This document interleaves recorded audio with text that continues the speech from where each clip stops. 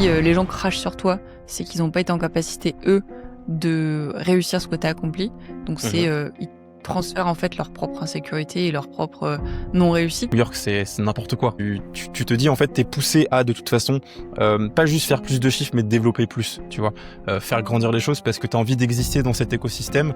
Et en fait, t'existes pas dans l'écosystème si justement t'es trop petit, entre guillemets. En fait, je pense que tout est parti de mon enfance, dans le sens où j'ai été pas mal harcelée à l'école, où j'étais mise de côté, où j'étais jugée, insultée, pour diverses raisons, qui a fait qu'aujourd'hui je suis la femme que je suis devenue. Je pense que notre problème de jalousie et de problème qu'on se rajoute, il est existant dans les pays développés de manière générale, et il est exacerbé par notre système d'aide sociale, dans le sens où en fait tu sais que si t'as pas de travail, bah tu vas quand même manger.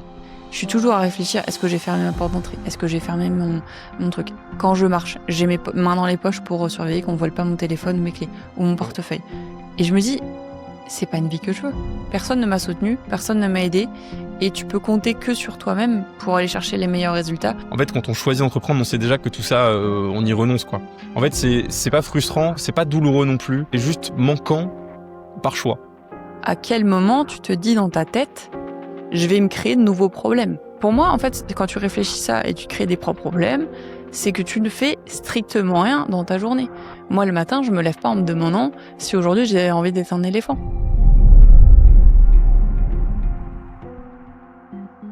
Maëlys, tu es une personnalité très présente sur les réseaux sociaux, et ceux qui te découvrent comprennent assez rapidement ta mentalité, ton expertise à travers tes vlogs et tes value assets qui sont très poussés, ainsi que tes témoignages des témoignages de tes clients. Ce qui ressort de toi, c'est une personnalité qui est très calme, très éthique, qui cherche avant tout la qualité, l'ordre, la simplicité et la discipline. Et dans ce podcast, on va évidemment parler cet aspect de toi, mais il y en a un autre qui, même en creusant beaucoup, est moins visible de toi. C'est l'avant Maëlys Lafrogne de 29 ans, telle qu'on la connaît aujourd'hui, son enfance, son adolescence, ses études, et ses premiers pas dans le monde très masculin du coaching sportif.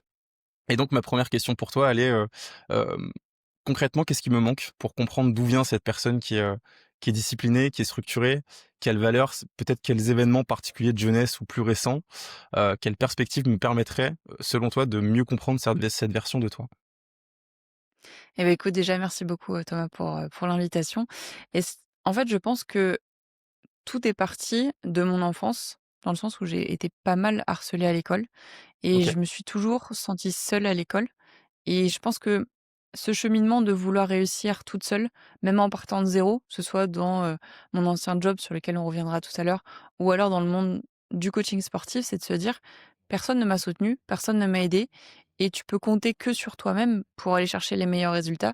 Donc c'est pour ça que je pense que c'est parti de ce moment-là, quand j'étais plus jeune, où j'étais harcelée, où j'étais mise de côté, où j'étais jugée, insultée, pour diverses raisons, qui a fait qu'aujourd'hui je suis la femme que je suis devenue. OK. Donc c'est justement ce parcours-là, d'enfance, et derrière, dans l'adolescence, comment ça s'est retranscrit? Parce que j'imagine que c'était plutôt jeune, du coup. Après, derrière, ça s'est retranscrit comment? Parce que je sais qu'il y a plein de manières de réagir justement au harcèlement. Soit on s'enferme sur soi-même, soit au contraire, on s'ouvre complètement, ou on se bâtit quelque chose. Par exemple, peut-être que par le sport, tu as réussi à trouver un échappatoire. Comment est-ce que toi, tu as fait justement pour, sortir de cette partie, du harcèlement? C'est exactement ça. En fait, je me suis mise dans le sport, je pense, j'ai toujours été très sportive depuis toute petite. Mmh. J'ai touché un petit peu à tout, basket, athlétisme, gymnastique et cetera, et c'est vraiment à partir du lycée où, en fait, j'étais dans un lycée qui était, il y avait une partie technologique et une partie scientifique, et comme la partie technologique, c'était que des hommes, ils avaient fait une section, musculation. Donc on avait une salle de sport dans le lycée, et c'est là où j'ai découvert la musculation et je me suis dit: «Ah ouais, c'est quand même pas mal», et donc je me suis mise à la musculation à fond. Je sautais les déjeuners au self où je disais à mes copines, «Je mange en 30 minutes et puis ensuite je vais à la musculation». Ça, c'était tous les midis, et j'ai fini par même passer comment ça s'appelle? Un diplôme, enfin, je sais pas comment ça s'appelle, une épreuve au bac, où Ah c'était, oui. de la musculation. J'ai eu 20 à la musculation. Et je me suis dit: «Ah ouais, en fait, c'est vraiment pas mal, c'est cool». Donc c'est vraiment, apparu au lycée où j'avais deux trois copines, j'ai réussi à les entraîner, soit le midi on allait courir, soit on allait faire de la musculation et c'est vraiment venu de là, de cette passion pour le sport. D'autant plus que quand j'étais petite où c'était, papa, maman qui t'amenaient, par exemple, au forum des associations: «Qu'est-ce que tu veux faire cette année?» Du tennis, de la gymnastique et que c'était un peu Ouais. poussé par les parents. Là, c'était vraiment moi qui avais, pris ce chemin de c'est moi qui choisis mon sport, même si Mmh. encore une fois quand tu es au collège, tu es quand même assez lucide pour, choisir le sport que tu veux. Mais quand tu arrives au lycée, tu arrives sur, 16-17-18 ans, donc tu commences à être maître de tes choix et de choisir, tu sais, c'est le côté rébellion qui fait qu'aujourd'hui, heu, je me suis orientée vraiment vers la musculation à ce moment-là. OK et c'est vrai qu'au lycée, il y a il y a une bascule parce qu'il y a beaucoup plus de gens qui choisissent justement leur sport. Heu et qui font, justement qui prennent cette initiative de: «OK, là je fais mes propres choix». En général, c'est beaucoup en lien avec, l'adolescence de manière générale et le la volonté de d'émancipation. Hem, est-ce que tu dirais que enfin, la musculation, il y a cette volonté aussi de développement de soi. Est-ce qu'en parallèle du sport, ça a été quelque chose, de comment dire? Ce le ton développement perso, de manière générale, c'était quelque chose que tu as fait que à travers le sport ou est-ce que tu l'as fait, tu as commencé à t'intéresser à d'autres sujets et ça a mené justement à la Maëlys qu'on connaît aujourd'hui qui est entrepreneuse, qui est entrepreneur pardon, qui tente des choses. Est-ce que à cette période-là, c'était déjà le cas? Est-ce qu'il y avait cette, précocité, c'est ça que je veux dire, de ce côté-là ou pour le à ce moment-là, c'était pas encore le cas? En fait, je pense que c'est un mixte des 2 dans le sens où, comme je te disais, j'avais été harcelée à l'école, donc j'ai toujours eu ce côté où j'arrivais à me débrouiller seule et ça me Mmh. dérangeait pas de faire des choses qui étaient seule, même si j'avais des amis, hein, mais c'est plus je sais faire les choses par moi-même et j'ai pas besoin d'avoir 40 amis à côté de moi pour me pousser vers le haut. Et le fait de Mmh. te remettre dans la musculation, enfin de me mettre en l'occurrence dans la musculation, ça a été le moment où je me suis dit: «OK, tu peux faire les choses par toi-même et tu es fière de toi». Et je te fais le parallèle aussi par rapport à ça, tous les sports que j'ai faits par le passé, ça a toujours été des sports, individuels, jamais des sports collectifs. Les sports collectifs, j'aime pas parce que un, tu te compares aux autres, 2, tu es forcément dans une équipe et donc si toi tu tires enfin, soit tu tires quelqu'un vers le haut, c'est-à-dire ton équipe, soit tu es milieu mais du coup tu sers entre guillemets à rien, soit tu es en bas et tu tires l'équipe vers le bas. Et j'aime pas ce principe justement des sports collectifs parce que je me sens pas à l'aise, je me sens pas à ma place. J'ai toujours fait que des sports individuels. La gymnastique, comme je te disais, de l'athlétisme et cetera. Et la musculation, ça a été vraiment la révélation parce que, un, c'est un sport qui est individuel. 2, c'est ta discipline et ta rigueur qui te permettent d'avoir les résultats que tu as aujourd'hui. Et en fait, tu as ce moment où c'est un moment qu'à toi. Tu peux passer toute la journée avec tes amis, tu es toujours sur la surstimulation et cetera. Et en fait, quand tu es à la musculation, c'est tu as ta musique, tu peux avoir un podcast dans les oreilles, tu peux avoir, peu importe ce que tu veux, mais c'est ton moment à toi et si tu le fais pas, personne ne le fera à ta place. Là où dans un sport collectif, tu peux être entre guillemets pas bon sur le moment, tu peux avoir des problèmes de santé, des problèmes mentaux qui font que tu vas pas être à 100 sur ton match ou sur ton entraînement et ça va pas forcément non plus impacter énormément ton équipe.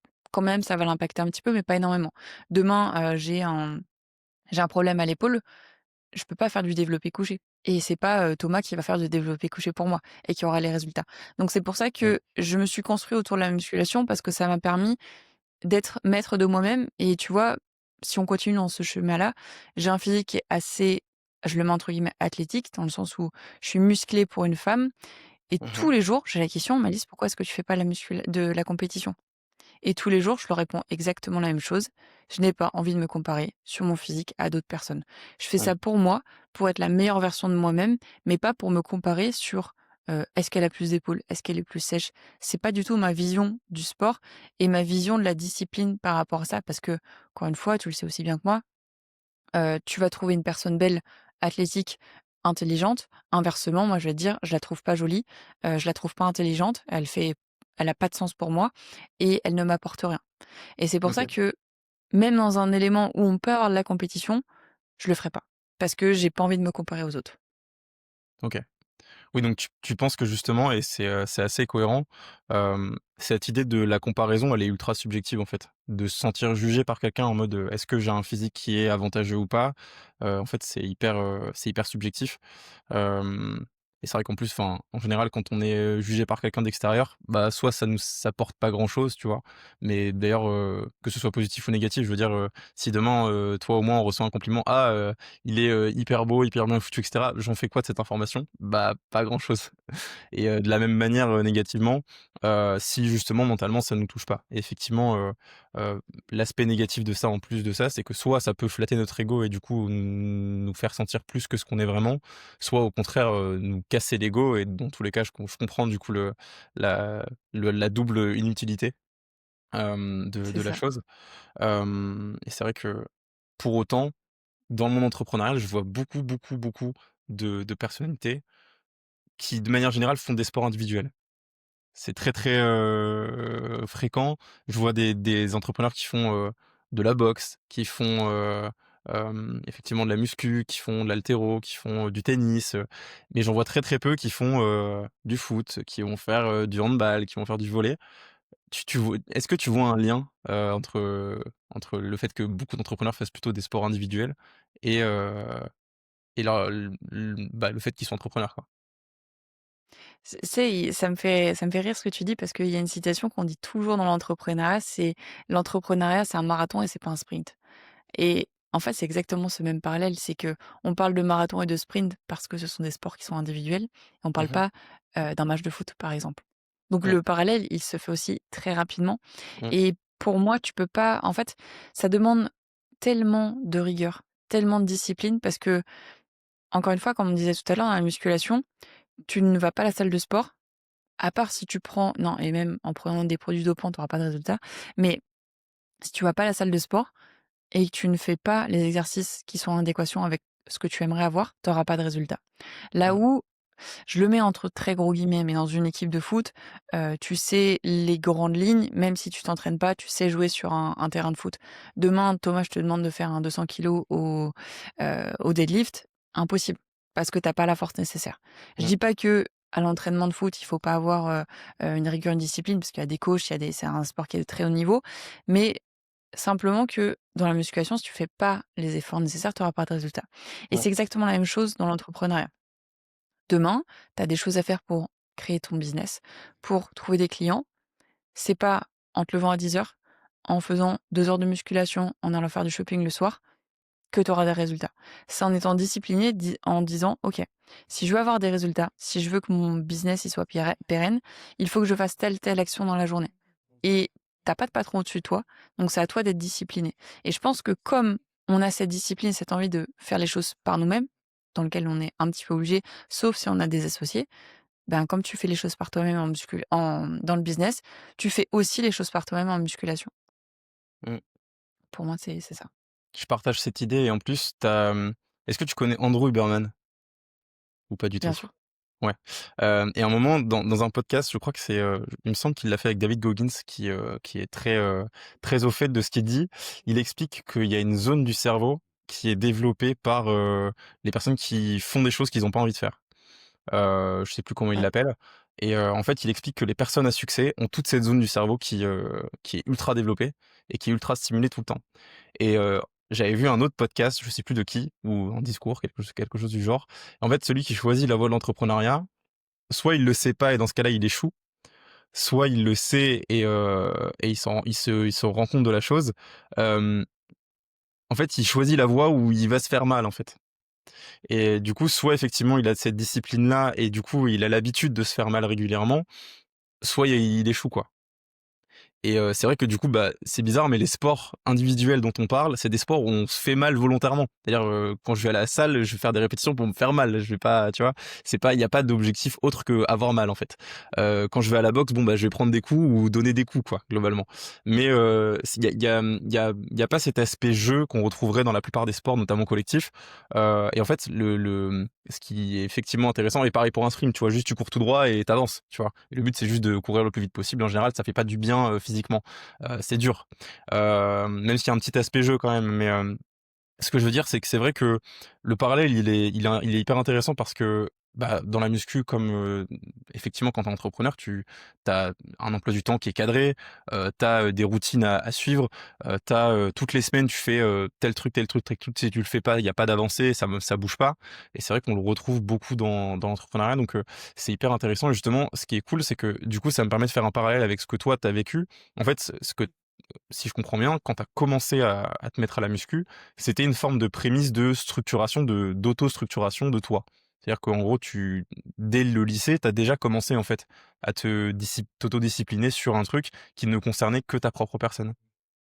Exactement, c'est ça et pour te faire le parallèle, au préalable, enfin quand j'étais plus jeune, j'étais ultra bordélique, tu dans ma chambre, c'était un bordel monstrueux et à partir du lycée, je suis devenue un peu plus carrée sur, sur, le rangement de mon espace personnel, dans ma vie et cetera et plus le temps passe, plus c'est devenu un perfectionnisme, j'allais dire excessif dans le sens où tout est propre, tout est carré, tout est ordonné et je pense que ça va aussi dans la mentalité de l'entrepreneur, dans le sens où un entrepreneur, il doit être carré surtout, et ça s'est vraiment développé à ce moment-là et je pense que ça vient en grandissant parce que plus tu grandis, plus tu mûris aussi sur divers sujets, mais plus aussi, si on fait le parallèle avec, donc on a le sport, l'entrepreneuriat et la vie personnelle et pour moi, tu peux pas être carré dans ton business, carré dans, ton sport, mais pas carré chez toi.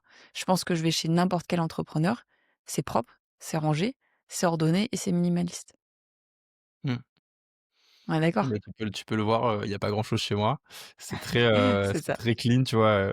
J'ai un jeu d'échecs et c'est tout. Mais effectivement, c'est tout à fait vrai et au-delà alors après, ça dépend parce que tu en as qui sont vraiment bordéliques, mais qui s'en sortent, mais du coup, ils sont comment dire? Ils sont très structurés dans leur manière de travailler, par exemple, tu vois? Et c'est vrai qu'on retrouve cette qualité-là à peu près Ouais. partout. Hem, mais pour le coup, enfin, je partage ce que tu dis pour la plupart des gens, mais tu as des gens qui sont comment dire? Qui en fait ont trouvé leur manière de se structurer, par rapport à une tâche spécifique et qui arrivent à juste, avancer. Mais effectivement après quand ça grossit, bah, vu que les bases sont pas forcément solides, ça se casse un peu, la figure, mais sur les bases, je suis assez d'accord. Hem et la question que je me pose derrière ce que tu viens de dire, c'est suite à justement cette autostructuration, à quel moment ça t'est venu justement de dire: «OK, je fais du sport», je sais que suite à ça, on peut en parler, du coup, tu es parti dans le supérieur, dans les études, ce qui t'a mené à certains premiers métiers. Est-ce que tu pourrais nous parler un peu du parcours jusqu'à justement l'arrivée dans: «OK, je lance mon activité, je deviens, indépendant, je crée mon propre business»? OK. Ça risque d'être long, donc je vais essayer d'être assez synthétique sur le sujet. Déjà, je pense que la chose importante à préciser au préalable, c'est que mon papa, il est dans l'agroalimentaire, il est dans les bureaux dans l'agroalimentaire, mais du coup, j'ai toujours travaillé sur la qualité des produits puisque mon père est responsable, sur la qualité des produits et donc j'ai toujours eu il faut faire attention à l'alimentation, il faut manger bio, il faut éviter les tupperwares en plastique et cetera. Donc j'ai déjà baigné là-dedans depuis que je suis petite. Ensuite, donc j'ai fait mes études, un bac, SSVT classique, passionnée de sciences. J'arrive en études d'ostéo. Première année, on commence à nous balancer les cours anatomie, les cours biomécanique, le classique et cetera. Mais à côté, en cours d'ostéo, comme on est sur une médecine de première intention, on est censé connaître la sémiologie, la psychologie et cetera. Donc on avait beaucoup de cours là-dessus, mais on avait beaucoup de cours aussi en micronutrition. Et là, je me suis dit: «Waouh, c'est puissant». J'avais des profs qui étaient passionnés de micronutrition. Moi, ça m'a passionnée. Donc tout ce que je faisais, en fait, c'est à l'époque déjà, j'étais sur les réseaux depuis, je pense, la terminale. D'accord. 1re terminale, j'étais déjà sur les réseaux. Je commençais déjà à partager un petit peu mon parcours musculation. À l'époque, j'avais même un compte Instagram avec ma sœur où en fait, on voulait juste documenter notre parcours sportif, motiver les gens et c'était l'époque Instagram, c'était juste des photos, il y avait pas de vidéos, je suis même pas sûre qu'il y avait des stories et le feed c'était, 1er arrivé, 1er servi. Là où maintenant tu as l'algorithme, il te propose ce que tu veux. Là, c'était vraiment par fil, tu ré-uploadais, s'il y avait pas de nouvelles photos, il y avait pas de nouvelles photos. Mmh. Donc c'était vraiment l'époque là et pendant mes études d'ostéo, donc j'avais mes cours de micronutrition, je faisais mon sport et ce que je faisais, c'est que comme j'avais des cours de 4 heures, donc c'était 8h30 si je dis pas de bêtises, 12h30 et 13h30, 17h30 ou 18h30, je sais plus. C'est des cours magistraux et en fait, j'essaie toujours, de louper les cours à 16h, donc je partais à la pause de 16h pour aller m'entraîner en musculation. Je le OK. disais pas à mes parents parce que mes parents, ne voulaient pas que je fasse plus de 3 fois la musculation par semaine. Donc j'arrivais à la salle de sport, je faisais ma séance de sport, je prenais ma douche à la salle de sport et je revenais chez moi en mode: «Je sors des cours, tout s'est bien passé, nickel». Alors que j'y allais 7 fois par semaine à l'époque. Je vois. OK. Donc déjà, je loupais une partie des cours, mais j'étais tellement motivée par ce que je faisais, c'est que le soir, je travaillais sur mes cours. Donc il y avait aucun cours que je loupais, Mmh. juste simplement les cours magistraux, je partais à la pause et puis, je disais, au revoir et je partais. Et sur les cours où j'arrivais, à jongler un petit peu sur ça, il y a des fois où, comme ma mère, elle partait le matin vers 8h, moi parfois j'avais des cours qui commençaient à 9h pour X ou Y raison. Je me disais: «OK, je vais prendre des photos de mes pancakes que je mangeais le matin, de mes crêpes que je mangeais le matin», et en fait, je me disais tous les jours, j'avais cette rigueur et pendant, peut-être 5 ans, tous les jours, je postais ma recette. Le 24 décembre, le 25 décembre, tous les jours, tous les jours, tous les jours, et j'avais cette rigueur et cette discipline et j'étais tellement passionnée que ça, que tous les jours, en fait, je pensais à mon sport, je pensais à ma photo pour Instagram, qu'est-ce que j'allais poster le lendemain, comment est-ce que j'allais faire les choses. Donc j'avais déjà cette rigueur où ostéo, c'était bien, OK, c'est cool, j'allais en cours, j'avais mes potes, machin, mais ce qui me passionnait, c'était le reste.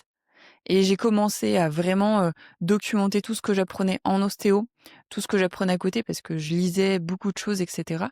Je le partageais sur les réseaux, les gens étaient là: «Mais c'est incroyable, tu apprends plein de trucs». C'était l'époque aussi, diète flexible, donc les gens se Ouais. disaient: «Malice, comment tu fais pour avoir des abdos et manger autant de chocolat?» Donc je me suis dit: «OK, je vais lancer un e-book». Donc on était en 4e année d'ostéo, je crois. Je Pour la petite histoire d'ailleurs, j'ai créé tout l'e-book, j'étais en cours de psycho, enfin pendant les cours qui m'intéressaient pas et on avait déjà les cours au préalable, j'avais pas besoin de taper. Je rédigeais mon cours, mon e-book et j'avais un de mes meilleurs amis qui était dans le media buying, à l'époque et donc je crée tout mon e-book, trop contente de moi et puis je lui dis: «Écoute», il s'appelle Ali, je lui dis: «Ali, je vais lancer cet e-book, dimanche». Il me dit: «OK, cool, tu peux m'envoyer la page de vente comme ça je check». Je l'ai regardé et je lui dis: «La quoi?» La page de vente? Je lui dis: «Bah, moi, je sais pas, je qu'est-ce qu'il faut faire?» Du coup, j'ai voulu lancer mon premier e-book sans page de vente ni rien, pour te dire à quel point je partais de 0 en marketing et sur ce premier e-book, j'ai dû faire, peut-être, 3 000 € de vente. Mais 3 000 € de vente, en 2018, c'était énorme sur un produit. C'est énorme, on s'entend, c'était déjà très bien. Incroyable, j'étais trop contente de moi. 1 an après, je relance un e-book. C'était en plein mois de juin. J'étais avec ma mère, on avait pris toutes les 2 des vacances en Corse. On aime bien se faire des petites vacances. Petites vacances en Corse et là, je vois 8 000 €. 8 000 € sur un lancement d'une semaine. J'étais comme une dingue et Ali, il me dit il me regarde dans le blanc des yeux, il me dit: «Maëlys, tu auras ton diplôme d'ostéo, mais tu ne feras jamais ostéo». Mais dans ma tête, je me disais: «C'est impossible, impossible que je fasse pas ostéo» parce que mes parents, ils ont payé mes études. C'est 5 ans d'études, enfin, c'est quand même un Ah, gros c'est long, truc ouais. et là, résultat, tu vois, 6 ans après, je fais plus du tout d'ostéo. OK, je vois. C'est hyper intéressant, Donc il y a plein de choses à dire. Il y a plein dans de choses à le dire dans schéma ça. le plus complet, le plus synthétique, c'était ça. Mais OK. effectivement, ouais, je pense que tu vas pouvoir me poser pas mal de questions à ce Ah sujet. là, oui, c'est très complet. Je me suis noté quelques trucs. Le premier truc qui ressort de ça, c'est, un côté obsessionnel très rapide. Dans le sens où, tu vois, cette partie tu parlais de discipline tu sais, de poster tous les jours, non-stop, en boucle. Bah, au-delà de l'aspect discipline, c'est si vraiment tu y pensais tous les jours et que ça te trottait dans la tête tous les jours, il y avait un côté obsessionnel. Et c'est vrai que, on l'entend dans beaucoup de podcasts qui nous inspirent, notamment, dans le monde anglophone, qui parlent justement d'obsession, d'un point de vue enfin, avec un point de vue très positif, pour le coup. Hem Est-ce que tu penses que ça, justement, cette notion d'obsession, c'est quelque chose de nécessaire, heu, pour, heu, pour la réussite ou non de quelqu'un qui veut se lancer, en tant qu'indépendant? Hem, oui. Je réfléchissais si je disais un «oui», entre guillemets ou un petit «oui», mais Mmh. oui, parce que en fait, en tout cas, je parle pour moi, l'obsession, elle touche tous les aspects de ma vie et c'est positif comme négatif. Dans le sens où, par exemple, si demain, j'essaye la cigarette électronique, je vais trouver ça génial et ça va devenir une addiction. Je le Mmh. sais et c'est pour ça qu'il y a certaines choses auxquelles je touche pas, parce que je sais que quand je commence quelque chose, c'est trop obsessionnel pour moi et ça peut devenir, positif comme négatif. Tu vois? Je suis assez, protocolaire dans ma vie, personnelle Et je sais que ça, tu vois, ça reste une obsession sur laquelle il faut que j'essaie de travailler, de lâcher du lest et de se dire: «Malice, accepte l'imperfection, accepte qu'une fois je dis des bêtises, par exemple, tu vas te coucher à 23:00 au lieu de 22:30 et c'est OK». Et en fait, j'ai cette rigueur de me dire tout le temps, mais tu rigoles, mais c'est vrai et j'ai tellement cette rigueur et cette obsession de toujours vouloir que tout soit parfait que oui, il faut avoir cette obsession, mais il faut apprendre à côté à ne pas être trop, obsessionnel sur tout. Je sais OK. pas si c'est clair? Si, c'est clair. Du coup, faut être obsessionnel, mais sur des aspects qui sont utiles et cohérents, que sur tous les aspects de sa vie, mais vraiment être, voilà, pas perfectionniste, mais obsessionnel. C'est plutôt ça le parallèle. Je le capte. C'était la première question que j'avais. Exactement. Et ensuite, la deuxième, c'est, du coup, à la fin de tes études d'ostéo, ce que te disait ton ami, s'est révélé être vrai, du coup. À quel moment ça a switché? Tu t'es dit: «OK, en fait, non, il a raison, je vais pas faire ostéo». Est-ce qu'il y a eu un moment particulier ou est-ce que ça s'est fait au fur et à mesure? Ça s'est fait au fur et à mesure, je pense et tu sais, tout à l'heure, on parlait de l'image de l'équipe de foot où si tu étais pas à 100 ça se Mmh. voyait pas forcément dans l'équipe, et en fait, moi, je me suis rendu compte que en fait, dans le métier d'ostéo, il y a 2 aspects. Tu as l'aspect thérapie manuelle, dans lequel tu vas prendre soin de ton patient et l'objectif, c'est qu'il se sente mieux. Mais il y a aussi tout un gros aspect psychologique. C'est de la thérapie psychologique Mmh. dans lequel tu vas discuter avec ton patient, tu vas essayer de le comprendre. Et en fait, je me rendais compte que je faisais 3 patients, j'étais vidée en énergie. Non pas physique, mais mentale. C'est-à-dire que j'étais pas à 100 avec mon patient et je le voyais. Et du coup, en fait, ça me saoulait parce que après, je pouvais plus rien faire de mes journées. À la salle de sport, j'étais plus productive et le soir, j'étais un légume, vraiment. J'étais vidée de toute mon énergie psychologique. Le système nerveux était en PLS quand même, j'avais encore de l'énergie, physique à donner. Mais c'est juste au niveau mental, c'était, blackout total. Donc ce que j'avais commencé à faire, c'est de faire uniquement des demi-journées et à ce moment-là, sur les autres demi-journées, je travaillais sur mon Instagram, je travaillais sur tout ça et petit à petit, en fait, bah, je me rendais compte que je pouvais plus gagner sur Instagram qu'en étant ostéo. Là où ça me demandait de l'énergie, ça me coûtait un loyer et je gagnais pas forcément non plus extrêmement bien ma vie parce qu'en ostéo, c'est au minimum 50 € les 45 minutes ou les 1 heure de consultation. Donc en fait, le chemin, il s'est fait rapidement dans le sens où quand même j'étais ostéo, je prenais soin de mes patients, j'avais des résultats. Sur une partie de la journée, je savais que j'étais pas à 100 pour le patient et ça me dérangeait.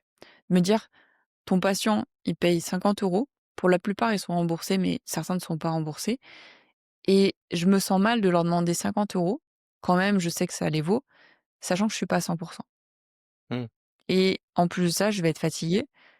Là, je le parle plus à titre perso, mais je me sentais fatiguée et j'avais pas envie de continuer sur ce schéma-là, donc c'est pour ça que j'ai commencé je crois que c'était l'année de mon diplôme ou l'année juste après où j'ai passé une certification en ligne pour devenir coach sportive et donc j'ai intégré rapidement un groupe de coachs pour m'aider et cetera donc c'est là où ça a pris aussi le plein essor. Mais je pense que ça s'est fait progressivement dans le sens où je me rendais compte que ça me fatiguait beaucoup trop sur l'aspect mental et sur l'aspect, dans ma Mmh. vie quotidienne d'être à 100 ostéo. Je pense qu'il y a beaucoup de gens dans cette situation. Mais juste qu'ils font pas ce pas-là que tu as fait, en fait. Il y a plein de gens, je pense, qui sont pas forcément Mmh. ultra fiers de ce qu'ils font ou qui sont pas à 100 parce qu'ils ils vont au travail en traînant des pattes et que tu vois, il y a un peu cette, je l'avais déjà sorti cette, ce truc-là. C'est, tu sais, on imagine que tu es quelqu'un qui, vient d'appuyer sur le bouton de l'ascenseur et puis ça fait 5 minutes que tu attends l'ascenseur et il arrive toujours pas et du coup, tu te poses la question: «Est-ce que c'est que l'ascenseur il est cassé ou juste qu'il met du temps à arriver?» Et du coup, l'autre question que tu te poses, c'est: «Est-ce que je vais prendre les escaliers ou est-ce que j'attends l'ascenseur?» parce que, bah, ça fait déjà 5 minutes que je l'attends, donc ce serait dommage d'avoir gaspillé ces 5 minutes pour rien. Et en fait, tu as plein de gens qui restent devant l'ascenseur, mais ils restent dans l'ascenseur genre pendant 20 ans, tu vois? Parce que, ils ont le Mmh. seum d'avoir passé pendant 6, 7, 8 ans à faire des études pour finalement pas aller, dans l'ascenseur, tu vois? Pas faire le taf pour lequel ils ont fait des études. Et ce qui est hyper intéressant, c'est qu'en général, l'ascenseur, il arrive jamais parce que s'ils ont pas choisi la bonne voie ou parce qu'ils ont été mal guidés ou parce que en fait, en gros, ils écoutent pas parce que leur intuition, pour la plupart, c'est en fait: «Je veux pas aller dans l'ascenseur», tu vois? Ou l'ascenseur, il arrivera jamais. Et du coup, c'est vrai que, bah, il y a beaucoup de gens qui sont dans le même cas que toi, qui sont là en train de faire une activité. Donc toi, tu faisais de l'ostéopathie ou tu allais en faire ou enfin voilà. Et c'est vrai que le fait de se dire: «OK, en fait, je me sens pas bien parce que je vais pas être à 100 dans le truc», heu, bah, c'est hyper triste de se rendre compte qu'il y a plein de gens qui font pas ce choix-là que tu as fait. Et justement, à quel moment, enfin, est-ce qu'il y a, je sais pas, il y a eu un déclencheur, un truc qui a fait que tu t'es dit: «OK, bah, genre, je me sens pas bien dans cette activité-là, du coup, je vais prendre l'escalier. Je vais, lancer mon propre truc», sachant que justement, tu avais pris une formation à côté de coach sportif. Est-ce que ça a été un élément déclencheur ou est-ce que ça s'est fait après, en rencontrant des gens, avec une rencontre en particulier peut-être? Est-ce que tu as, je sais pas, une anecdote, un moment clé peut-être, hem, qui t'a donné des réponses, sur, est-ce que je prends l'ascenseur ou est-ce que je reste devant, enfin, est-ce que je prends l'escalier ou je reste devant l'ascenseur?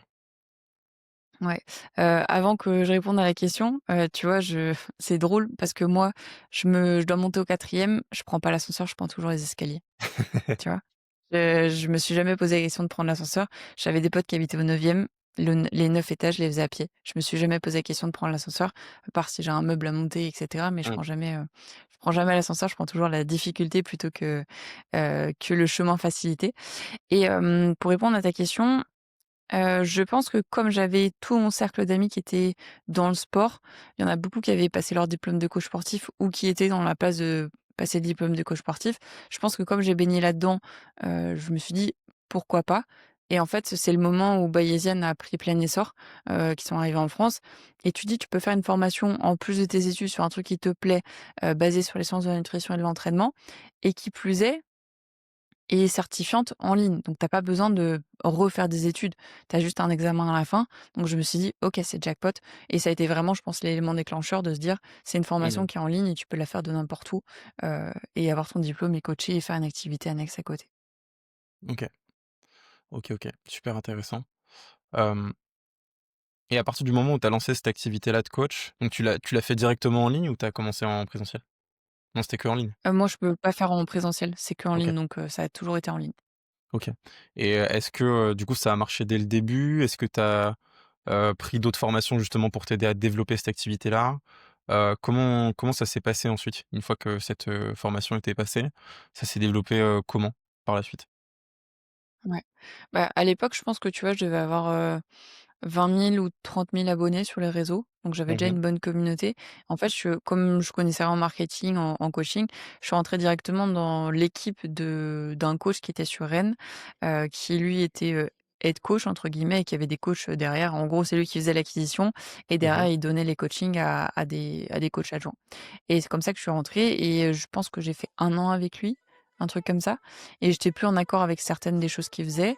Par exemple, tu vois, de faire des offres de Black Friday, ce genre de choses, de donner des programmes gratuits pour, le confinement et cetera. Donc je crois que c'était, peut-être, en septembre, juste avant le confinement, où je me suis dit: «OK Malice, lance le truc de ton côté et tu verras ce que ça donne» et j'ai lancé de mon côté, ça a pris plein essor, il y a plein de mes clients qui ont suivi, de suite, ça a très bien pris. J'ai eu cette chance parce que j'avais déjà une communauté sur les réseaux, donc j'ai pas eu cette inquiétude de trouver des clients et tu vois, j'avais juste à faire deux trois stories. C'était l'époque, on était en 2020-2021, donc c'était l'époque où tu avais juste à faire une story, tu disais: «Tu as des places d'ouvertes», tout le monde prenait le coaching.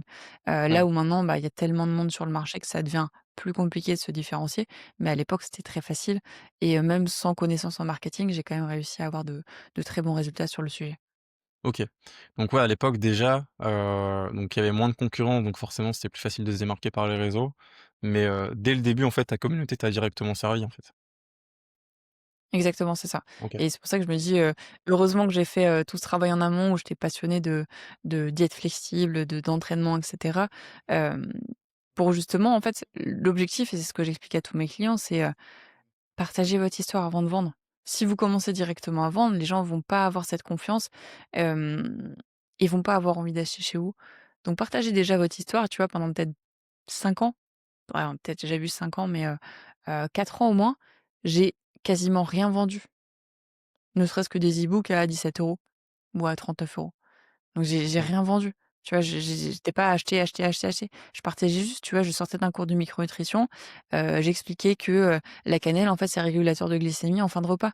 Donc sur ta pomme que tu manges, mets un petit peu de cannelle, ça régule ta glycémie. Va marcher un petit peu après, ça régule ta glycémie et c'est plein de petites choses comme ça où j'expliquais aux gens, je montrais mon savoir, je donnais des conseils et en fait, ils étaient contents et du coup après dès que tu as à vendre, c'est beaucoup plus simple. OK. tu penses que justement aujourd'hui, ce qui pose problème pour beaucoup de gens qui veulent se lancer, c'est qu'ils veulent tout de suite vendre?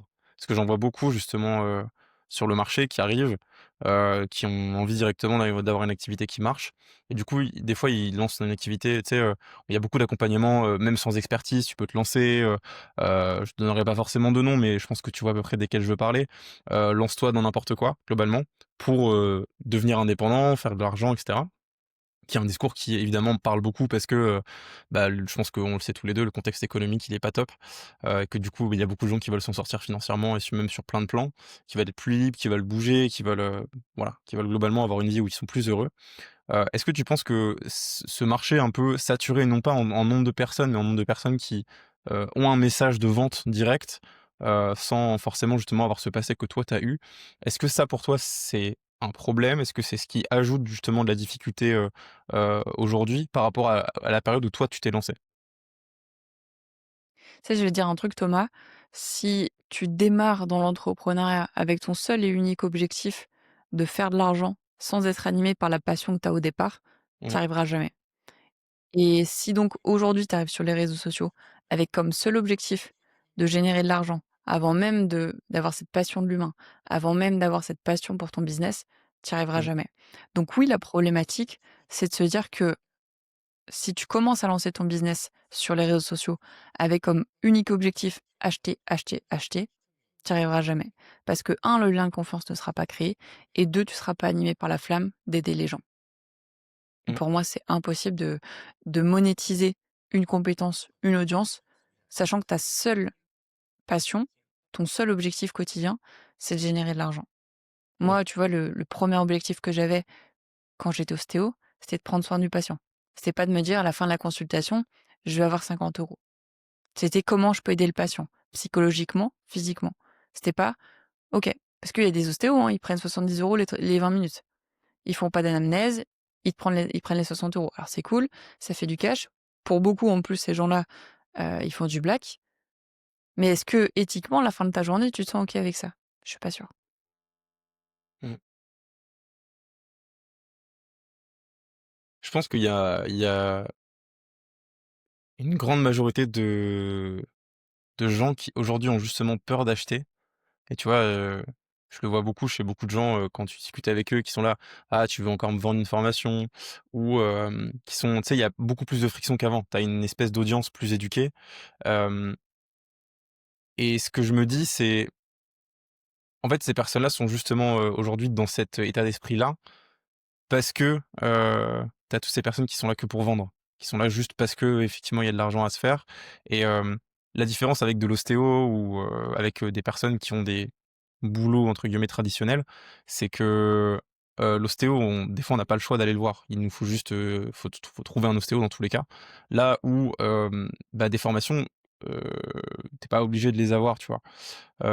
Et du coup, c'est vrai que enfin, je c'est un message que j'ai déjà entendu, je sais pas ce que tu en penses. Hem, Ces personnes-là justement qui vendent uniquement pour faire de l'argent, finalement, elles abîment une niche, elles abîment un modèle parce que du coup, ça casse la confiance dans le modèle, ça casse la confiance dans la niche, ça casse la confiance dans ceux qui ont vraiment une expertise. Hem, Qu'est-ce que tu en penses justement pour la pérennité du modèle? Qu'est-ce que tu en penses pour, les personnes qui justement veulent vraiment aider des gens? C'est quoi pour toi ton l'idée par rapport à ça? Voilà, c'est exactement la même que toi, c'est-à-dire que moi, j'en ai acheté des formations où c'était vide derrière, j'ai acheté des accompagnements où c'était vide, Mmh, j'ai eu accès à des formations où c'était vide derrière, sauf que ces personnes-là sont très bonnes en marketing et donc promettent mondes et merveilles. Donc derrière, tu vas aller, chercher, les gens, désolé du terme, hein, mais qui sont broke, qui ont simplement cette envie d'avoir de l'argent le plus possible, et tu vas jouer sur leur douleur qui est très importante pour te faire de l'argent sur leur dos. Sachant que derrière, tu sais très bien que éthiquement, tu vas rien délivrer. C'est pour ça que tu vois, moi, dans les accompagnements que je propose, j'ai vraiment à cœur, c'est pour ça que tu vois, mon accompagnement, il s'appelle l'école des coachs. C'est une école, c'est une académie, c'est un écosystème où on va être là pour toi. Et c'est là où vraiment je veux me différencier des autres, c'est j'en ai marre que les gens vendent du vent, ne soient pas dispo, facturent 1 000, 2 000, 3 000, voire même pour certains beaucoup plus, avec strictement rien derrière. Et en fait, ça abîme la niche parce que derrière, après, les gens se disent: «Ah bah, j'ai acheté du vent, Donc ça veut dire que tout cet écosystème d'accompagnement, je dis des bêtises en e-commerce, sur le coaching, sportif, c'est du vent et donc les gens ne veulent plus acheter parce que quelqu'un qui est mécontent va parler beaucoup plus que quelqu'un qui est content. Donc ça dessert la niche forcément à Ouais. côté. Donc oui, évidemment que, tous ces scammers dénaturent l'image du business en ligne et font qu'il y a de plus en plus de méfiance. C'est ce que j'appelle moi la sophistication du marché. En 2018, comme je disais tout à l'heure, tu pouvais vendre quasiment en automatique. En 2025, il y a tellement de monde que tu vas comparer. Demain, pourquoi j'irai acheter chez Thomas plutôt que chez Maëlys? Mmh. Tu vois, tu vas comparer les 2, tu vas prendre des appels chez les 2, tu vas discuter avec les 2 personnes et tu vas trancher. Pour certains, ça va être le moins cher. Pour d'autres, ça va être, ben, le feeling avec la personne et cetera et cetera. Mmh. Mmh. C'est vrai et d'ailleurs c'est assez marquant parce que, tu vois, du coup, ça joue pas juste sur l'image des niches, ça joue des fois sur l'image même de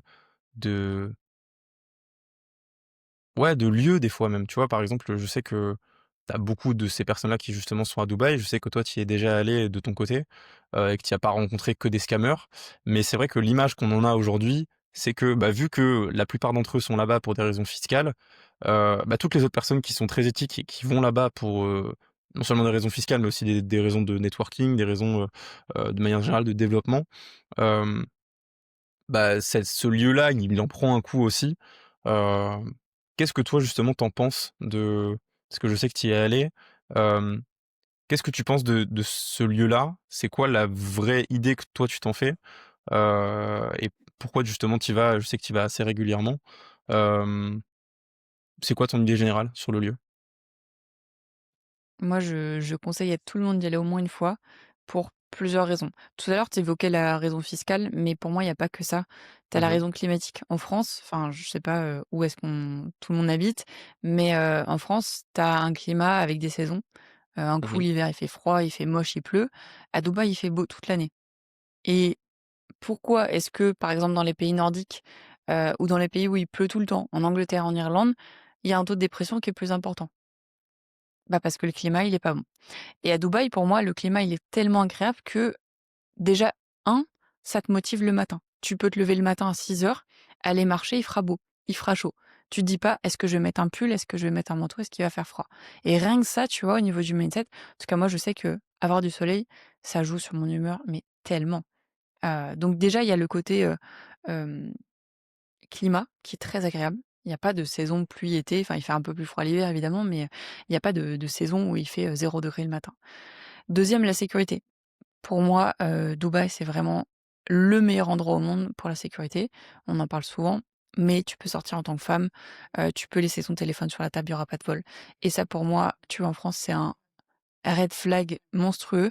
C'est-à-dire que moi qui suis perfectionniste, je suis toujours à réfléchir: «Est-ce que j'ai fermé ma porte d'entrée? Est-ce que j'ai fermé mon truc?» Quand je marche, j'ai mes mains dans les poches pour, surveiller qu'on ne vole pas mon téléphone ou mes clés ou mon Ouais. portefeuille et je me dis: «C'est pas une vie que je veux». De me dire que dois être, tu vois, on va revenir sur le sujet des impôts, je pense que ça va finir par tomber, mais de se dire que tu es dans un pays où tu es censé être en sécurité, un pays pas du tout du tiers-monde parce qu'on est en France et tu dis: «J'ai peur qu'on me vole mes affaires». À quel moment c'est normal de ça? À quel moment, dans la tête des gens, ils se disent: «Je vais aller voler le travail des autres»? Donc déjà pour moi c'est inconcevable, c'est pour ça que Dubaï, j'aime beaucoup la sécurité et de se dire que je peux me trimballer si je veux, en full Louis Vuitton, avec une montre Richard Mille à 300 000, un bracelet Van Cleef à côté à 10 000 €, un collier, ce que je veux et je n'aurai aucun vol. Pourquoi? Parce qu'il y a un respect de l'autre et pour moi ça c'est un truc incroyable, c'est qu'on est en plus dans un pays, enfin dans une ville en l'occurrence, où il y a une multiplicité, multi enfin, où il y a énormément de diverses, comment dire? Des Français, des Pakistanais, des Indiens, des Turcs. Tu as tellement de nationalités et il y a pas de vol. Donc pour moi, c'est incroyable et je pense que la dernière des raisons, donc il y a le climat, il y a la sécurité et il y a cette envie de pousser plus. Pourquoi? Parce qu'il y a énormément d'entrepreneurs et là-bas, en fait, tu arrives, je 1 fois d'ailleurs que je suis arrivée à Dubaï, il y a peut-être 2 ans de ça, on On marche avec un ami dans le mall, on tombe sur des Français qui nous croisent dans le mall. Il y en a un qui lui sort, juste quand on arrive: «Non mais toi tu fais que 200 K par mois» et tu te dis, en France, tu as quelqu'un qui dit: «Tu fais que 200 K», déjà on te prend pour, un Bernard Arnault et en plus de ça, tu es sûr qu'en sortant du mall, tu vas te faire racketter. On va te demander, ta clé Ledger, on va te demander, n'importe quoi parce qu'on sait que tu as de l'argent. Mmh. Alors qu'à Dubaï, on est là: «Ah ouais, il fait 2 fois plus que moi», je dis des bêtises, ou il fait 3 fois ou il fait 10 fois plus que moi, j'ai envie d'aller chercher plus. Et à Dubaï, tu as cette envie, tout va Mmh. très vite, tout tout te donne envie d'aller chercher beaucoup plus. Là où en France, les gens, ils font, la queue à la CAF, ils attendent leurs allocations, ils ont la flemme de travailler, ils sont en train de râler, tu leur dis bonjour, ils te répondent pas. Donc forcément à Dubaï, tout le monde est joyeux, tout le monde est beaucoup plus, avenant. Donc tu fais le pour et le contre, bah, le choix il est vite fait, quoi. Mmh. En vrai, je partage à 80 90 ce que tu dis. Dans le sens où en fait, enfin, je le compare pas qu'en France, mais de manière générale dans d'autres pays et on reviendra effectivement sur la fiscalité et même sur l'éducation, sur la politique en général, parce que c'est des sujets que, enfin, personnellement, je suis beaucoup. Mais tu vois, par exemple, avec mon associé Charles, on a pour intention de partir à Londres, d'ici, avril-mai, prochain. Pourquoi? Parce qu'effectivement, c'est vrai que enfin, tu vois, aujourd'hui, on est à Bordeaux, c'est une ville qui est plutôt chill, dans le sens où, bah, voilà, les gens se contentent de ce qu'ils ont globalement et cette idée de l'environnement qui pousse vers le haut, je trouve qu'on la retrouve dans les grandes villes de manière générale. Pas que à Dubaï, mais tu la retrouves, enfin, tu vois, quand je suis allé à New York, j'ai vécu un petit temps à New York, c'est un peu pareil, tu vois? New York, c'est n'importe quoi en termes de je pense que c'est même pire que Dubaï en termes d'être poussé à, tu rencontres des gens qui enfin, c'est un autre monde, tu vois? C'est pour le coup, c'est un vrai changement de paradigme. Tu là, genre, enfin, chaque tour, elle est immense, chaque appartement coûte, une blinde. Tu te dis, en fait, t'es poussé à, de toute façon, pas juste faire plus de chiffres, mais développer plus, tu vois?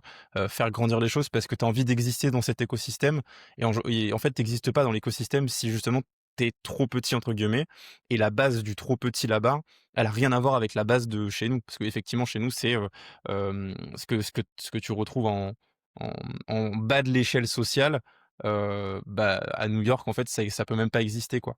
Donc c'est vrai qu'il y a cette idée-là. Peut-être que la seule différence avec Dubaï dans les autres pays, c'est cet aspect sécuritaire. Je pense que c'est plutôt ça, en fait, qui joue. Tu as l'aspect sécuritaire et fiscal, globalement. Dans le sens Mmh. où, tu pas une fiscalité qui est immense non plus aux États-Unis, mais par contre, tu as un aspect, sécuritaire qui est très, très bas, notamment dans les grandes villes. Tu vas à New York, effectivement, tu as un peu peur quand même. Tu la main dans les Mmh. poches et tu fais attention, tu vas pas dans certains quartiers parce que tu sais que ça craint, genre tu vas pas dans le Bronx par exemple. Tu te l'évites, Ouais. bien fort parce que, bah, il se passe des petits trucs sympas là-bas. Et pareil, tu vois, à Londres, on sait déjà que, il y a des quartiers où on va pas aller, quoi. Donc c'est vrai que c'est Ouais. intéressant, mais du coup ma question, avant de basculer sur des sujets, politiques, fiscaux et cetera, pourquoi est-ce que du coup toi tu pas déménagé à Dubaï et pourquoi est-ce que tu y vis pas à l'année? Pour 2 raisons. Mmh. 1re, c'est la famille. J'ai toute ma famille en France et je suis proche de ma famille et voilà, j'ai pas envie de me dire, «Je reviens quand ça va pas». J'ai envie d'être là quand ça va bien. Donc ça, c'est la première des raisons et deuxième des raisons, parce que je me suis, renseignée et comme tous mes clients sont français, si je m'expatrie à Dubaï, je pourrais pas facturer mes clients français. Enfin, je pourrais pas avoir une société à Dubaï sachant que 100 de mes clients sont français. Ça posera problème au niveau de la fiscalité donc ça reste, D'accord. une problématique aussi. OK. Mais alors comment ils font du coup, les personnes qu'on connaît de Dubaï, qui ont justement des clients en France? C'est une fiscalité qui est différente? Comment ça se passe? Alors, il y a plusieurs solutions. Soit ils ont quand même, une grosse partie de leurs clients qui sont internationaux. Si tu OK. t'adresses par exemple à des digital nomades qui sont voilà. 2e raison, ils sont pas dans la légalité et troisième des raisons, c'est que en fait, ils ont leur société à Dubaï, ils ont une LLC aux États-Unis et en fait, ils font facturer comme ça. Ils font facturer sur la LLC et pas sur la société à Dubaï, pour pas que ça se voit. D'accord, OK. Donc c'est plutôt du montage du coup de ce côté-là. Hem, Ouais. du coup basculons sur un sujet, qui est plus sympa. Je vais commencer par, un un fait divers, qui est pas si divers que ça et qui tourne un petit peu quand tu suis un peu la politique et les infos. La taxe Zuckman, qui est une taxe, qui nous concerne, qui est sympathique, qui est une taxe, je sais pas si tu l'as un peu écouté, si tu as un peu suivi vraiment le pour et le contre de ça, c'est une taxe sur, les super riches et enfin, soit les super riches, soit les personnes qui, notamment, ont des actions qui vaudraient un certain revenu. Qu'est-ce que tu penses de, tu vois, on est un des pays les plus fiscalisés, les plus, imposés, de toute l'UE, et même dans le monde en général, on c'est un des rares domaines dans lesquels on est, plus que sur le podium. Est-ce que tu as, enfin, j'imagine que oui, mais c'est quoi ton avis sur, la fiscalité en France? Sur le fait qu'on veuille perpétuellement augmenter les taxes? Heu, Est-ce que tu vois, des aspects quand même positifs ou pas? C'est quoi ton avis là-dessus? Que j'en ai marre de donner de l'argent à des gens qui ne foutent rien. Voilà, si je devais résumer ça en une phrase, c'est ça. Non, plus sérieusement, moi je trouve qu'on est beaucoup trop taxés. Quand tu as, les personnes de gauche qui te disent: «Il faut taxer les plus riches, il faut qu'on soit, beaucoup plus taxés parce qu'on gagne beaucoup plus». Bah oui, mais en fait, toi, tu es sur du 20 heures semaine où tu travailles, tu en branles pas une, tu es juste en train de laver des assiettes. Nous, on charbonne de 7 heures le matin jusqu'à 23 heures le soir, on a des responsabilités qui sont gigantesques, on n'a pas de vacances. Quand on est en vacances, on est toujours sur notre téléphone et à côté de ça, on devrait te donner de l'argent parce que toi, tu as la flemme de travailler. Ou alors le pire du pire, je sais pas si tu as vu ça aussi, c'est que maintenant en France, ils viennent de faire passer une loi quand tu es en vacances et que tu es malade, ça passe en arrêt maladie. C'est-à-dire que tes vacances, tu les rattrapes. Mais à Mmh, quel moment c'est légitime ça en France? Donc taxer les plus riches, la taxe Zuckman, hors de question. Pour moi, en fait, ça veut dire que plus tu travailles pour essayer de te sortir un salaire qui est décent, plus tu vas facturer parce que, quand tu es entrepreneur, si tu travailles pas, c'est ce qu'on disait tout à l'heure, tu as pas de revenus. Donc, tu es obligé de travailler plus pour trouver ton argent. Là mmh, où, je prends un exemple, de quelqu'un qui fait de la plonge, il a juste ses assiettes qui arrivent et il a juste à les laver. Il a pas à se dire: «Je dois trouver des assiettes pour les laver». mmh, Donc taxer ceux qui travaillent plus, sachant que tu te donnes à 200 dans ton activité et qu'on va taxer encore plus, je suis pas d'accord. OK. Pour moi, En vrai, c'est non. c'est un avis que je partage, a enfin, oui et non. En fait, même si, tu vois, j'ai une entreprise aussi et que moi aussi ça m'embête d'être taxé autant. En fait, si le principe de redistribution des richesses, je le trouve pertinent. Dans une certaine mesure où tu as des gens qui bossent quand même.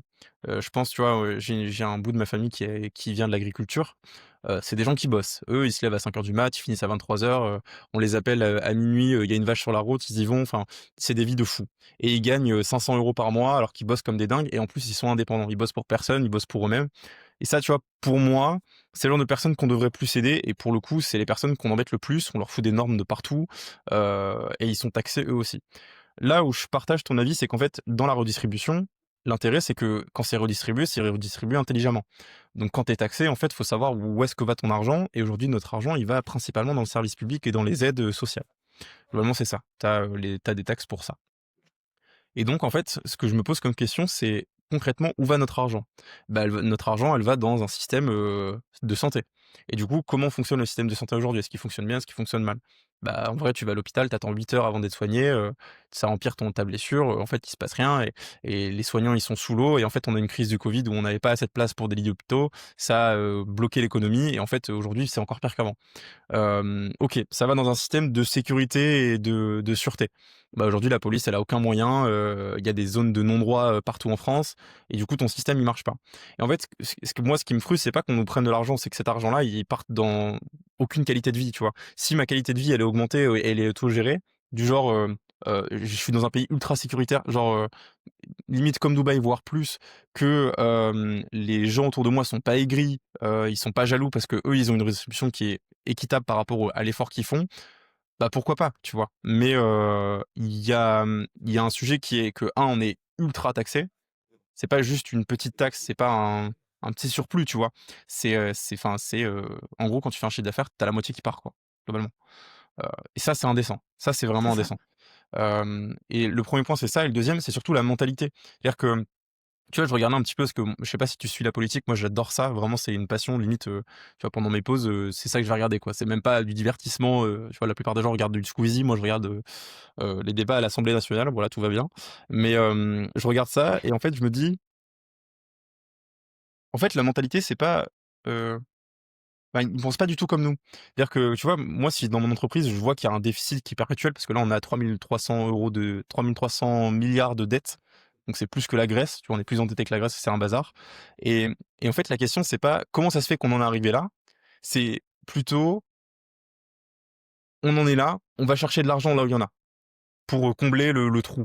Au lieu de se Ouais, poser la question de: «OK, comment ça se fait qu'on a autant de dettes?» Et en fait, on se rend compte que, bah, on a une dépense de l'État qui est ultra mal gérée, qu'on donne de l'argent à n'importe qui, n'importe quand, n'importe où, que, on met des budgets pour des projets qui servent à rien ou qui ont pas d'intérêt ou de pertinence et heu en fait, c'est des gens qui, notamment la gauche, tu as raison, qui, au lieu de se dire: «On va dépenser moins», tu sais, pour calmer le jeu, tu vois? En général, c'est ce qu'on fait quand on a une entreprise. On se dit: «Bah, j'ai trop de dépenses, j'arrête, je me calme», tu vois? Eux, ils vont se dire: «Non, non, on va continuer de dépenser, c'est très bien, juste on va aller voler un peu plus d'argent à quelqu'un», tu vois? Et ce quelqu'un en général, c'est ça. c'est, la personne, chez qui on va se dire: «Bah, c'est OK parce que de toute façon elle a du surplus donc ça va», tu vois? Et c'est vrai Les que entrepreneurs de manière générale. c'est ça, exactement et c'est toujours les méchants, surtout en France, parce que, et c'est là que je vais en venir sur un autre sujet, hem, c'est qu'en France en particulier, heu, on a une haine envers, la personne qui enfin, je trouve que l'ennemi public numéro un et OK. j'en parle parce que je suis un peu dans ce cadre-là où je compte l'être, c'est, l'homme blanc cisgenre, riche, globalement. Et Mmh. c'est vrai que, on a cette haine envers la réussite de manière générale et vers le type le profil type, tu vois, de la personne qui a réussi et je me pose la question de savoir, je sais pas ce que tu en penses, bah, déjà ça vient d'où, de manière générale? Pourquoi est-ce que nous on est comme ça et pas les autres pays, tu vois? Je pense au monde anglophone ou autre. Pourquoi est-ce que enfin Ouais. selon toi, pourquoi est-ce qu'on est comme ça, en France? Pourquoi cette mentalité elle s'est développée et elle est ultra développée aujourd'hui?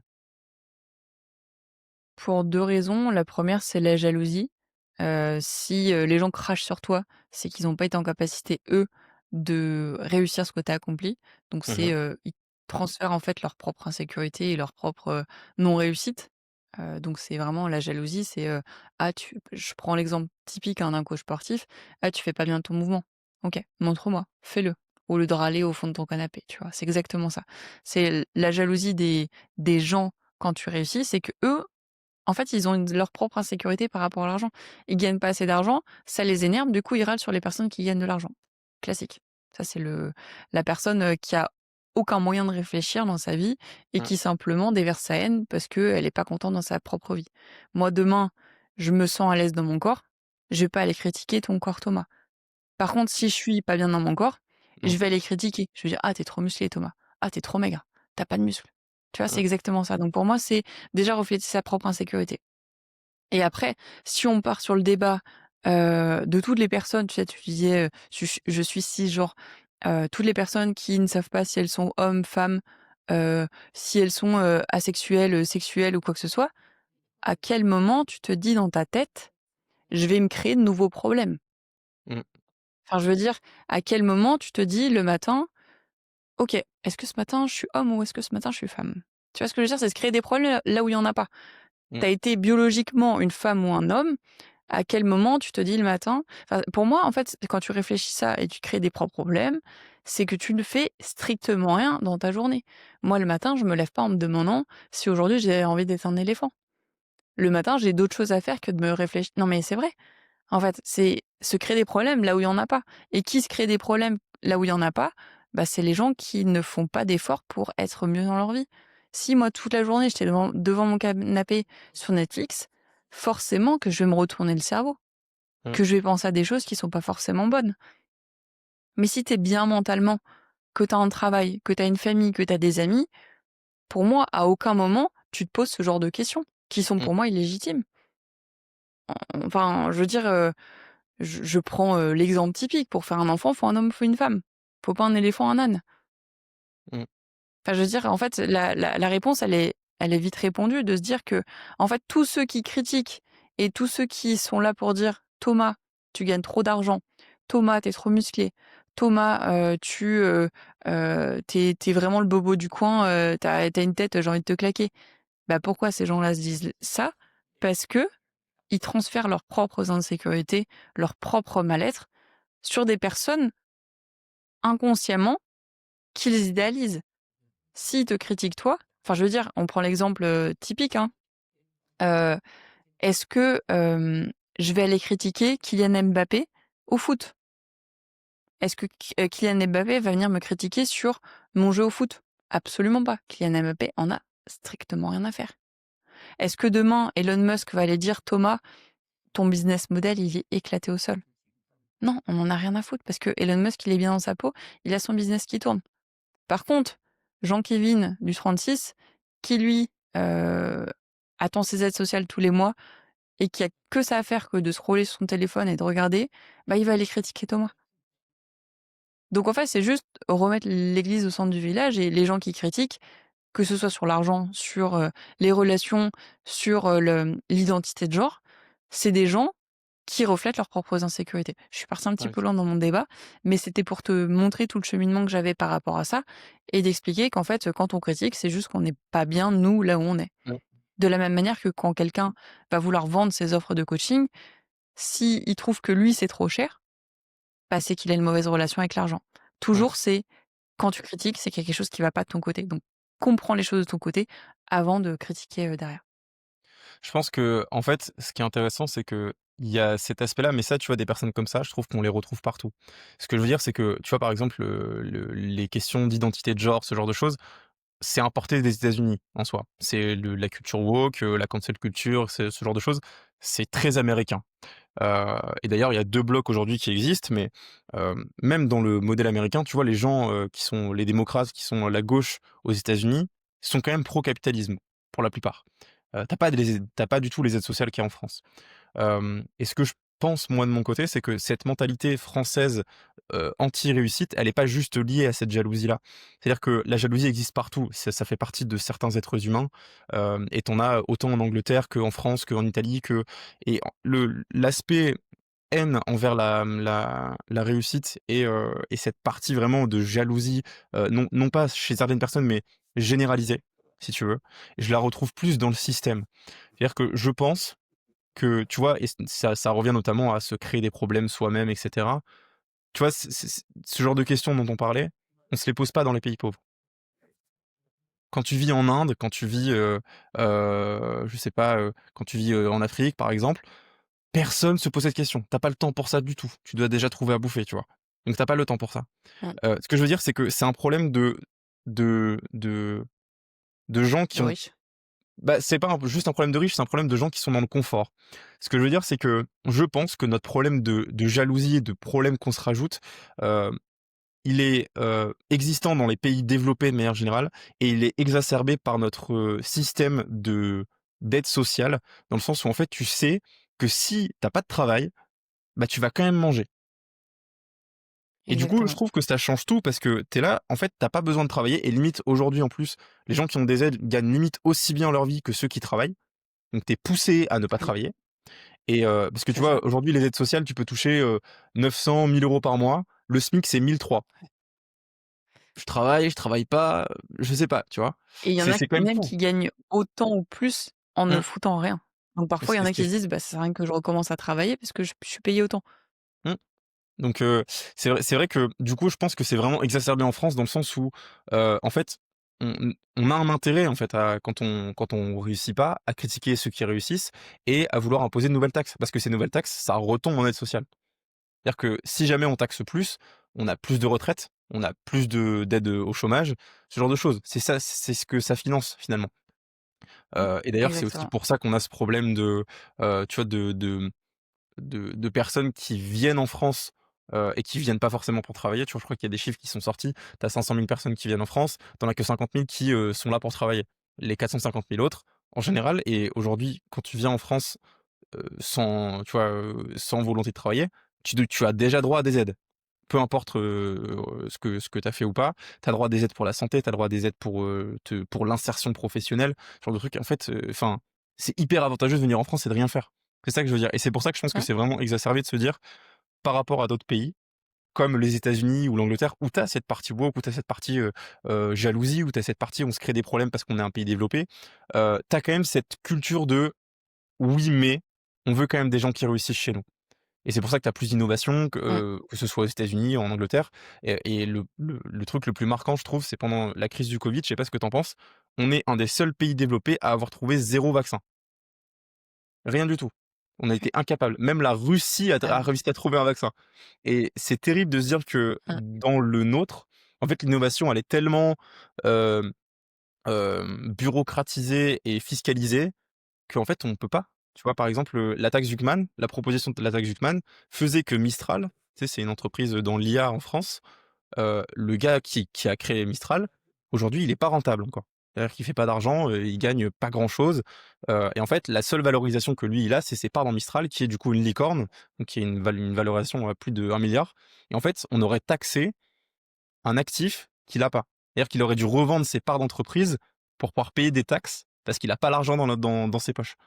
Et ça, tu vois, pour moi, ça devient une folie collective de: «OK, genre, on est des politiques, on sait qu'on fait que des bêtises depuis 40 ans, on est en train d'augmenter la dette», tu vois? La dette a augmenté de plus de 1000, enfin, plus d'un tiers en 5 ans, en 6 ans.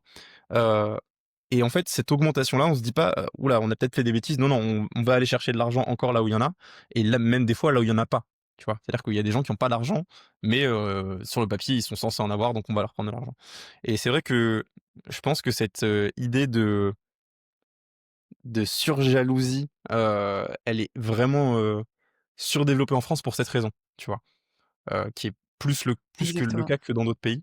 Et du coup, ça mène à un autre sujet.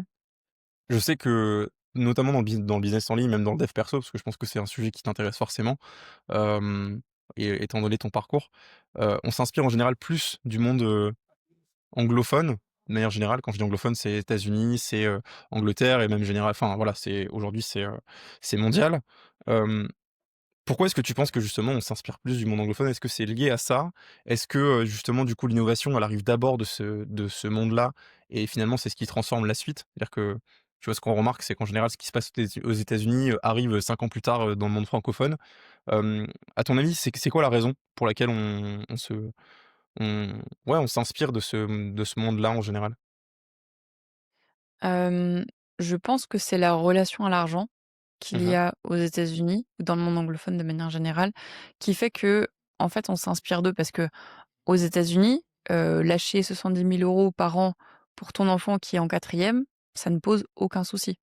Mmh. Là où en France, demander 10 000 € pour une école de commerce, c'est le bout du monde. Et Mmh. en fait, c'est cette relation à l'argent qui fait que on s'inspire d'eux parce que eux, quand tu leur demandes de facturer, une formation 10 000 €, OK, ça vaut 10 000 € et ils ont cette notion que, bah, pour réussir, il faut investir. En France, comme tu disais très justement tout à l'heure, tu as tellement d'aides qu'investir de ton côté, c'est pas normal, c'est pas naturel. Alors que justement, aux États-Unis, ils ont cette notion que, OK, ils ont une enveloppe annuelle pour l'investissement personnel, pour l'investissement des études, pour l'investissement de la santé. Et ils ont déjà cette notion d'investissement, là où en France, on l'a pas. Donc c'est pour ça qu'on s'inspire beaucoup du modèle US sur leur stratégie marketing, parce que eux savent comment hem, entre guillemets, utiliser des stratégies qui vont faire que les gens vont acheter chez toi et non pas de, eh bien, je vais juste vendre quelque chose. Tu vois ce que je veux dire? Mmh. Avant, comme on disait, en 2018, tu pouvais vendre un e-book très facilement. Bah, maintenant, il y a tellement de monde qu'il faut utiliser des stratégies qui sont différentes. Sauf que comme nous, on a un train de retard sur la relation avec l'argent par rapport au monde anglophone, on est obligé d'aller piocher sur le marché US ou le marché, même des UK, de manière générale. OK. Donc tu penses que et justement c'est en lien avec ce qu'on se disait, juste avant, tu penses que qu'il y a un lien entre, ce rapport à l'argent et du coup à la réussite forcément, et le l'inspiration qu'on va chercher dans ce monde-là? Ou est-ce qu'il y a autre chose? Parce que je sais qu'on va chercher de l'inspiration non pas simplement sur les techniques de marketing et cetera, mais également sur effectivement du dev perso, sur, des gens qui sont conférenciers, qui, vont parler de productivité, de développement personnel, de philosophie, ce genre d'éléments. Est-ce que tu penses que c'est aussi lié à cette même perception ou est-ce qu'il y a plus que ça? Et si oui, quoi? Pour moi, tout est une question de moyens. En fait, comme aux États-Unis, tu as rien. Demain, tu arrêtes de travailler, tu pas d'aide, tu rien du tout, donc tu es obligé de chercher par tes propres moyens. Donc Mmh, pour moi, aux États-Unis, tu vois, ils sont beaucoup plus débrouillards parce que si tu rien, tu rien. Enfin, mmh, tu as quand même un petit peu d'aide, mais tu as beaucoup moins qu'en France. Et du coup, tu as moins le temps de te dire: «OK, est-ce que demain je suis un éléphant ou est-ce que demain je suis un âne?» Tu vois ce que mmh, je veux dire? Donc c'est vraiment plus de ils ont déjà cette notion de réflexion de: «OK, il faut que j'investisse si je veux devenir une meilleure personne». Et donc forcément, ils ont cette notion de: «Je dois investir en ma santé, en, mon développement personnel, en tout Mmh, ça. Demain, tu veux, créer une start-up aux États-Unis, tu auras pas toutes les aides que tu as en France. Donc tu vas devoir cravacher d'autant plus et donc pour moi, c'est vraiment cette notion d'investissement dès le départ et cette notion de: «Je pars de zéro aux États-Unis». Enfin, encore une fois, je schématise la chose très vulgairement, mais je pars de zéro et donc c'est ça qui me pousse à chercher et à devenir une meilleure personne. Donc comment est-ce mmh, que, tu vois, si je prends le livre de Mel Robbins sur la règle des 5 secondes, en France, tu l'as pas.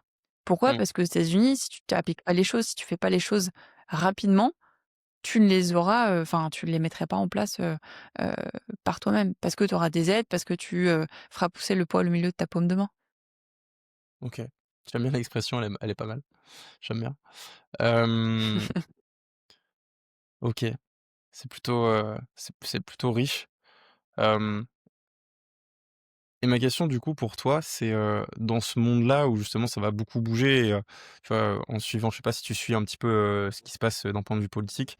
Là actuellement, les parlementaires globalement sont en train de voter, ou non un budget pour l'année à venir et s'ils le votent pas, donc s'ils sont pas d'accord là-dessus, que tu as trop de votes contre en gros, eh bien, on restera sur le même modèle que 2024, qui était lui-même basé sur, 2023. Enfin que 2025, qui était lui-même, basé sur 2024. Hem Et qui du coup, en fait, va empêcher les Français globalement d'avoir plus de pouvoir d'achat, de pouvoir s'en sortir un peu mieux financièrement. Et du coup, il y aura un climat qui sera beaucoup plus délétère. Enfin voilà, ça va être un vrai problème.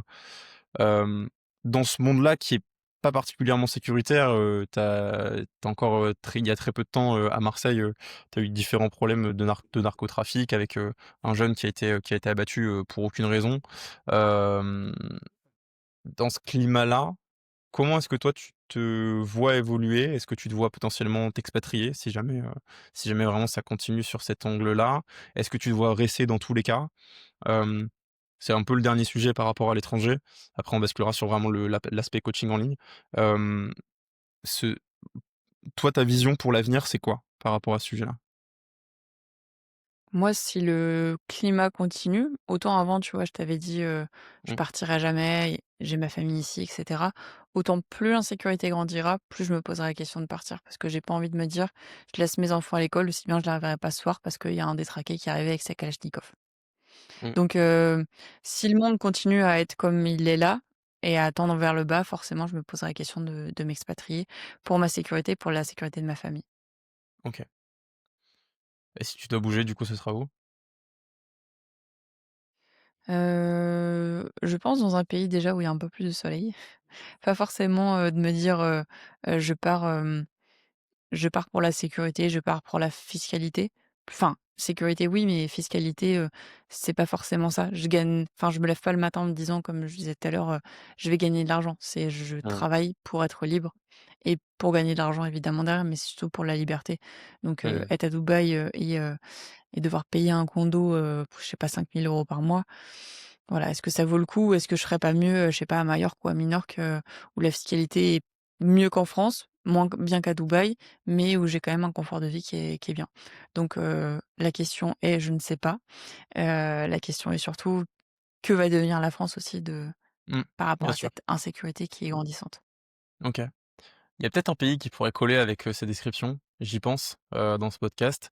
Je sais pas ce que tu en penses. Moi, je sais que j'y réfléchis beaucoup parce que, j'ai une histoire avec ce pays-là, mais qu'au-delà de ça, en fait, je trouve que c'est hyper important de rester dans un environnement et c'est pour ça que je pense que je bougerai pas, pour m'installer dans un pays comme Dubaï.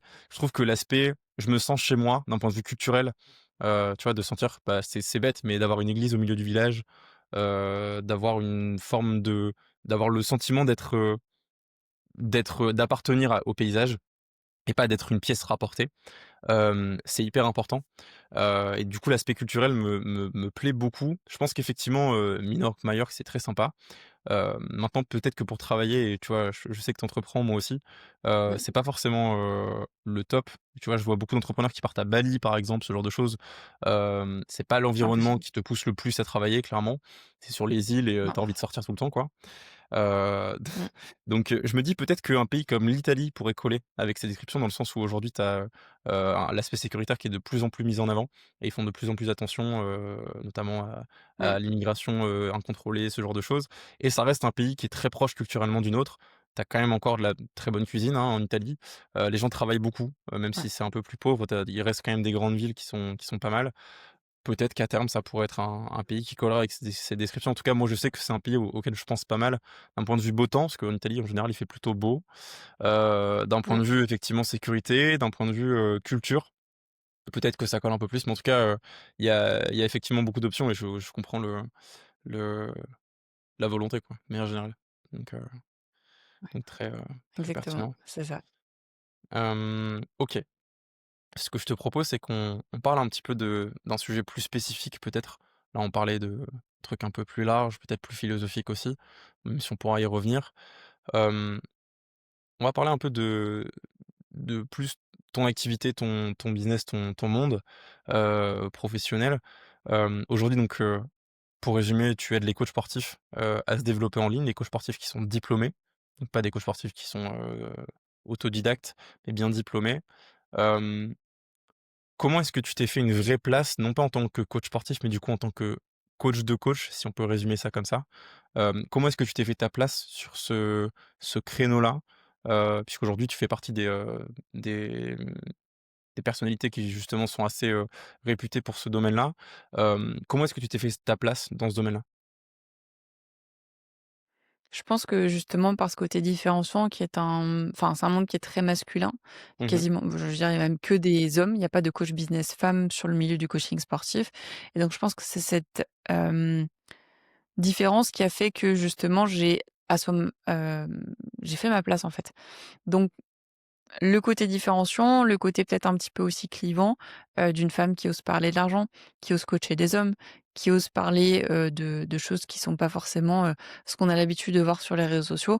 Donc je pense que justement en parlant, bah, tu sais, c'est la théorie de Russell Brunson, que si tu es neutre, forcément tu attireras personne sur les réseaux, et tu seras un coach lambda.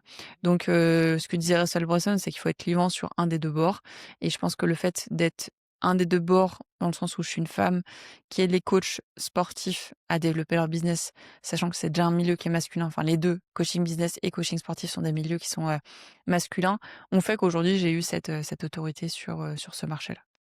OK. Et justement cet aspect très masculin de ce monde-là, est-ce que toi tu l'as vu comme une, barrière à l'entrée ou est-ce qu'au contraire tu l'as vu comme, un avantage pour toi, si jamais tu te faisais ta place? Comment est-ce que tu l'as appréhendé? Je pense notamment à des des femmes qui justement sont dans ce monde-là aussi, qui peut-être se prennent la même barrière à l'entrée, et peut-être qu'ils en sont victimes plus qu'autre chose. Comment est-ce que tu le vois justement toi de ton côté? Moi, je le vois d'une manière plutôt positive, parce que de manière générale, je m'entends mieux avec les hommes, parce qu'une OK, femme, je trouve, a tendance à beaucoup plus procrastiner qu'un homme. OK. Et justement, je suis contente de travailler dans un milieu qui est masculin parce que tout va très vite et j'ai une énergie qui est très masculine. Donc, c'est-à-dire que moi, on me demande Mmh. d'appliquer quelque chose, je le fais dans la seconde près. Je Je vois. je fonce tête baissée avec des œillères, qui a une qualité que je retrouve beaucoup chez les hommes, là où les femmes, entre guillemets, j'ai l'impression que c'est plus, je prends mon temps, voilà, et cetera. Mmh. Donc moi, j'ai trouvé ça justement plutôt valorisant d'être dans un milieu qui est très masculin, de se dire que la petite Maëlys, elle arrive à faire son bout de chemin dans un milieu qui est pas censé être une voie sur laquelle elle devrait se retrouver. OK. Hem, c'est intéressant ce que tu dis. Il y a une autre critique qui est faite sur ce monde-là du coaching, heu qui est peut-être une autre barrière à l'entrée, non pas pour toi, mais pour les coachs qui aimeraient passer en ligne. Parce que je sais que tu coaches aussi, enfin voilà, des coachs sportifs qui étaient jusqu'à présent en présentiel. Il y a beaucoup de coachs en présentiel qui sont, comment dire? Qui sont très réfractaires au monde du coaching en ligne. J'ai discuté avec eux parce que j'ai fait un mémoire justement sur le coaching en ligne. Il y a des coachs et notamment dans les jurys que j'avais, pendant l'oral de mémoire qui m'expliquaient: «Oui, mais il y a pas autant de résultats en présentiel qu'en distanciel. Oui, mais les coachs en ligne, ont pas la même légitimité que les coachs en présentiel, et n'obtiennent pas les mêmes résultats» et cetera. Qu'est-ce que tu penses de ces coachs un peu réfractaires qui restent en présentiel par conviction? Hem, c'est quoi ton avis sur la question? Est-ce qu'il est, mitigé ou est-ce qu'au contraire il est très, clair, direct par rapport à ces personnes-là? Pour moi, les gens qui critiquent le coaching en ligne, c'est des gens qui n'en ont jamais fait. Tu critiques Mmh. toujours ce que tu ne sais pas faire et donc c'est des personnes, c'est des coachs sportifs, comme tu disais dans ton bon après je me permets pas de juger, hein, mais c'est des personnes très probablement qui n'ont jamais fait de coaching en ligne. Ça fait, 40 ans qu'ils sont diplômés, qui sont coachs sportifs. Du coup, ils ont vu l'arrivée d'internet et pour eux, c'est impossible. Alors que, là où, ton coach, tu vas l'avoir 2 fois par semaine, Mmh. un coach sportif en ligne, il va corriger tous les exercices de toute la personne de toute la semaine. Donc déjà, rien que ça, tu vois, quand même l'exercice, il est pas bien exécuté, tu as une vidéo d'exécution, tu corriges toi les vidéos d'exécution de tes clients. Ouais, Donc dire que tu as moins de résultats, absolument pas et je l'ai vu avec des coachs qui coachent en présentiel et moi des propres résultats ou les résultats de mes clients. Les résultats sont beaucoup plus prenants justement parce que la personne elle sait qu'on est disponible 7 sur 7, 24/24, là où le coach sportif, tu le vois qu'1 heure 2 fois par semaine et ouais, encore 2 fois par semaine, c'est pour ceux qui veulent, beaucoup payer, mais la plupart, c'est une séance par semaine et le reste, ils le font en autonomie. mmh. En vrai, je partage ce que tu dis et en même temps, je comprends ce qu'ils veulent dire. Je pense qu'ils l'expriment juste très, très mal. En tout cas, pour une partie d'entre eux, il y en a qui juste savent effectivement pas du tout faire et je pense que tu en as une autre qui explique enfin, moi, tu vois, pour moi, le modèle de coaching un peu parfait, ce serait une présence par semaine, avoir un coach sportif en présentiel par semaine et le reste en ligne tous les jours. Pourquoi? Parce que je pense que et je pense que tu es d'accord avec moi, chaque personne est différente. La longueur de tes segments est différente, les pathologies que tu peux avoir, sont différentes, les pathologies potentielles, tu vois? Je sais que quand, parce que j'ai fait, moi-même des études en STAPS, il y a, chez chaque personne un potentiel, par exemple, de faire le ligament croisé, qui est plus ou moins important et qui est testable en présentiel. Et je trouve que c'est hyper intéressant de se dire: «OK, tu as une séance par semaine où tu as quelqu'un qui voit ton corps, qui peut le corriger en direct avec ses mains, et le reste est fait en ligne. Parce qu'effectivement, l'apport qu'a le coaching en fait, je trouve que les 2 ils ont des avantages et des inconvénients. Le coaching en ligne, il a cet aspect, bah, on voit pas vraiment la personne. Je peux pas, c'est bête, mais serrer la main de la personne, la voir, prendre un café avec, c'est plus compliqué. Il y a toujours cette distance qui existe dans tous les cas. Heu, mais par contre, en termes de pertinence, en termes de résultats, en termes de suivi, tu as la même chose, voire mieux, dans le coaching en ligne. Par contre, ce que tu as en présentiel et qui est vraiment intéressant, c'est effectivement cet aspect humain et proche, et puis cet aspect, je peux vraiment adapter de manière ultra spécifique à, la personne, notamment je pense plutôt à des personnes qui ont des pathologies. Je pense que c'est pour ça que, tu vois? Et c'est une vraie question que je me suis posée pendant la rédaction de ce mémoire et je sais pas ce que tu en penses. Je pense pas qu'il y ait un modèle qui remplace l'autre.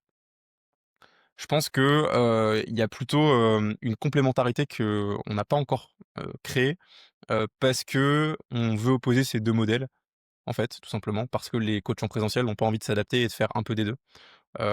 Et de même, les coachs en ligne n'ont pas forcément envie de reprendre en présentiel, alors qu'en fait, ils pourraient travailler en collaboration avec des coachs qui restent en présentiel. Mais, je sais pas ce que tu en penses, mais je trouve qu'il y a pas de moins bien ou de mieux et qu'en général, cette opposition, comme tu l'as dit, elle est plutôt faite par des gens qui connaissent pas le domaine. Mais je trouve qu'il y a aussi une pertinence dans le fait que effectivement le coaching en ligne n'est pas parfait. Il y a pas de modèle parfait dans tous les cas. Mais, je trouverais intéressant peut-être de voir une combinaison des 2. Ce serait peut-être, intéressant pour Mmh. le coup. En fait, je pense que ça dépend vraiment de quel est ton objectif aussi. Mmh, Parce que, enfin, moi, j'arrive à avoir de très, très bons résultats avec du coaching, en full distanciel. Je mmh, pense que ça dépend de ton appétence pour le distanciel et le présentiel. mmh, Je pense que ça dépend de ta capacité à gérer l'humain. Je pense que mmh, ça dépend de tes compétences aussi. En fait, dire qu'il y a un meilleur modèle parmi, tous ceux qui existent, je suis pas sûre que ce soit la finalité de la réponse, mais plus effectivement de se dire: «OK, qu'est-ce que j'aime faire? Là où je suis bon? mmh, Qu'est-ce qui me manque pour être bon aussi?» Et en fait, avoir tout ce cheminement-là plutôt que de dire, heu: «C'est que du en ligne, c'est que du présentiel, c'est du hybride». C'est plus moi, comprendre, bah, on reprend l'exemple, hein. Demain, ton objectif, c'est d'être coach en ligne pour être, libre. Ben, tu vas pas prendre, Marie-Jeanne, à Bordeaux, sachant que tu vis à Bali. Impossible. Donc, quel est ton objectif aussi de vie par rapport à mmh. ton côté entrepreneur sur le coaching en ligne? Donc il y a pas de bonne réponse, je pense, c'est simplement ce qui te correspond à ce moment T, en tout cas, pour aller chercher les meilleurs résultats plus tard. Carrément. Pour le ça, d'un point de vue client, je le partage complètement et du coup, ce que j'aimerais avoir, c'est ton avis sur la partie coach. En gros, imaginons, parce que je vois à peu près le modèle, j'en ai vu beaucoup des coachs sportifs qui faisaient, 40-45-50 heures de coaching en présentiel par semaine, qui étaient épuisés et qui sont très limités en termes de nombre de clients et en termes de revenus et ça leur convient parfois, mais en général, ils sont épuisés de faire ça. Hem, Si tu devais lister un peu les avantages à être un coach en ligne, que tu as pu observer à travers tous tes clients? Je sais pas d'ailleurs si tu peux le dire, le nombre de personnes que tu as pu accompagner à devenir coach en ligne. Hem, Si tu devais lister les trois plus gros avantages pour un coach, en présentiel, pour passer en ligne ou pour se développer en ligne, ce serait quoi? OK. La liberté, le côté financier Mmh. et le côté charge mentale. Parce que comme je le disais tout à l'heure, tu passes, 8 heures par jour, ou 10 heures par jour à faire du coaching. Tu es obligé d'être là, à 6 heures le matin jusqu'à 10 heures. Après les gens, ils travaillent. Tu reprends de midi à 14 heures, tu as pas le temps de manger. Ensuite tu t'entraînes, ensuite tu dois recoacher à partir du 17-18 heures. Tu termines à 21 heures. Tu pas de vie. Donc pour moi, liberté, côté financier et côté psychologique où tu peux faire autre chose de ta vie, en fait. Mmh. Est-ce qu'il y a aussi un aspect, plus de comment dire? Pas plus de résultats, mais la possibilité d'aider plus de gens? Parce que tu as quand même beaucoup de coachs sportifs qui font ça surtout par, vocation, un peu comme, des médecins, tu vois? Qui se disent: «Bah, voilà, je peux aider plein de gens à se sentir Mmh. mieux dans leur corps». Hem Et c'est vrai que quand tu es coach sportif, tu te rends compte qu'en fait, tu peux pas aider non plus 25 000 personnes. Tu vois? Quand j'étais préparateur physique, bah, je pouvais aider une équipe de, 15-20 personnes, pas plus. Et du coup, tu te sens limité et tu pas l'impression de réaliser vraiment ta vocation. Et en fait, quand tu passes en ligne, c'est vrai que tu peux aider, non pas, 20 personnes, mais si tu te développes, si tu as plus de coachs avec toi et cetera, tu peux aider, 100-200-300 personnes. Est-ce que cet aspect-là aussi, c'est un argument pour dire, en fait, on peut passer en ligne et aider plus de monde? Bah, je pense que oui, parce que comme tu l'as dit, c'est une vocation. Donc quand tu as Mmh, une vocation, c'est tu te lèves le matin et tu te dis: «Comment est-ce que je peux faire pour les aider?» et pas: «Oh, j'ai que tant de personnes à aider».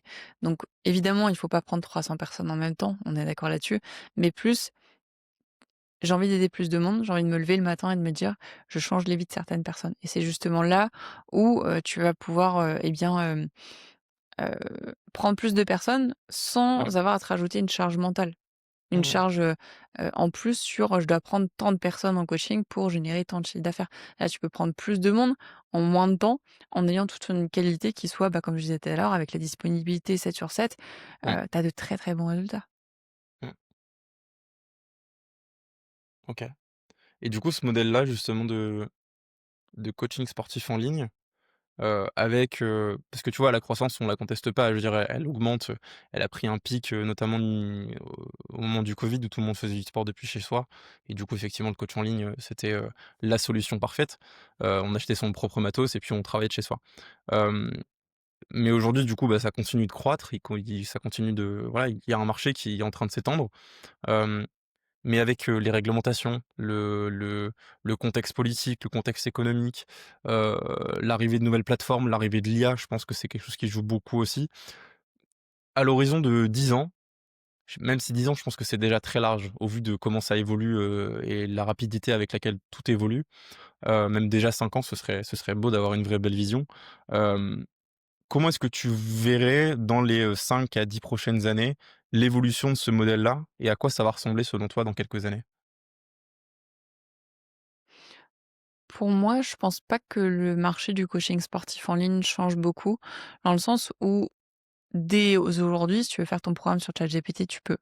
Mmh, Pourquoi les gens prennent un coaching sportif? C'est qu'ils ont quand même besoin d'avoir de l'humain derrière. D'avoir une connexion, d'avoir des échanges, d'être rassuré. ChatGPT, quand ma même il te rassure, c'est pas un humain, donc tu vas pas le prendre au pied de la lettre. Donc c'est pour moi, ça changera pas. Il y aura toujours du coaching sportif en ligne, il y aura mmh. toujours, peut-être sur une trajectoire qui sera différente, ça c'est sûr et certain, mais pour moi, ça peut pas partir parce que justement, hem, il y a le côté humain qui fait que les gens ont envie de prendre un coaching avec quelqu'un et ils prennent pas un coaching parce qu'ils ont besoin d'avoir des réponses.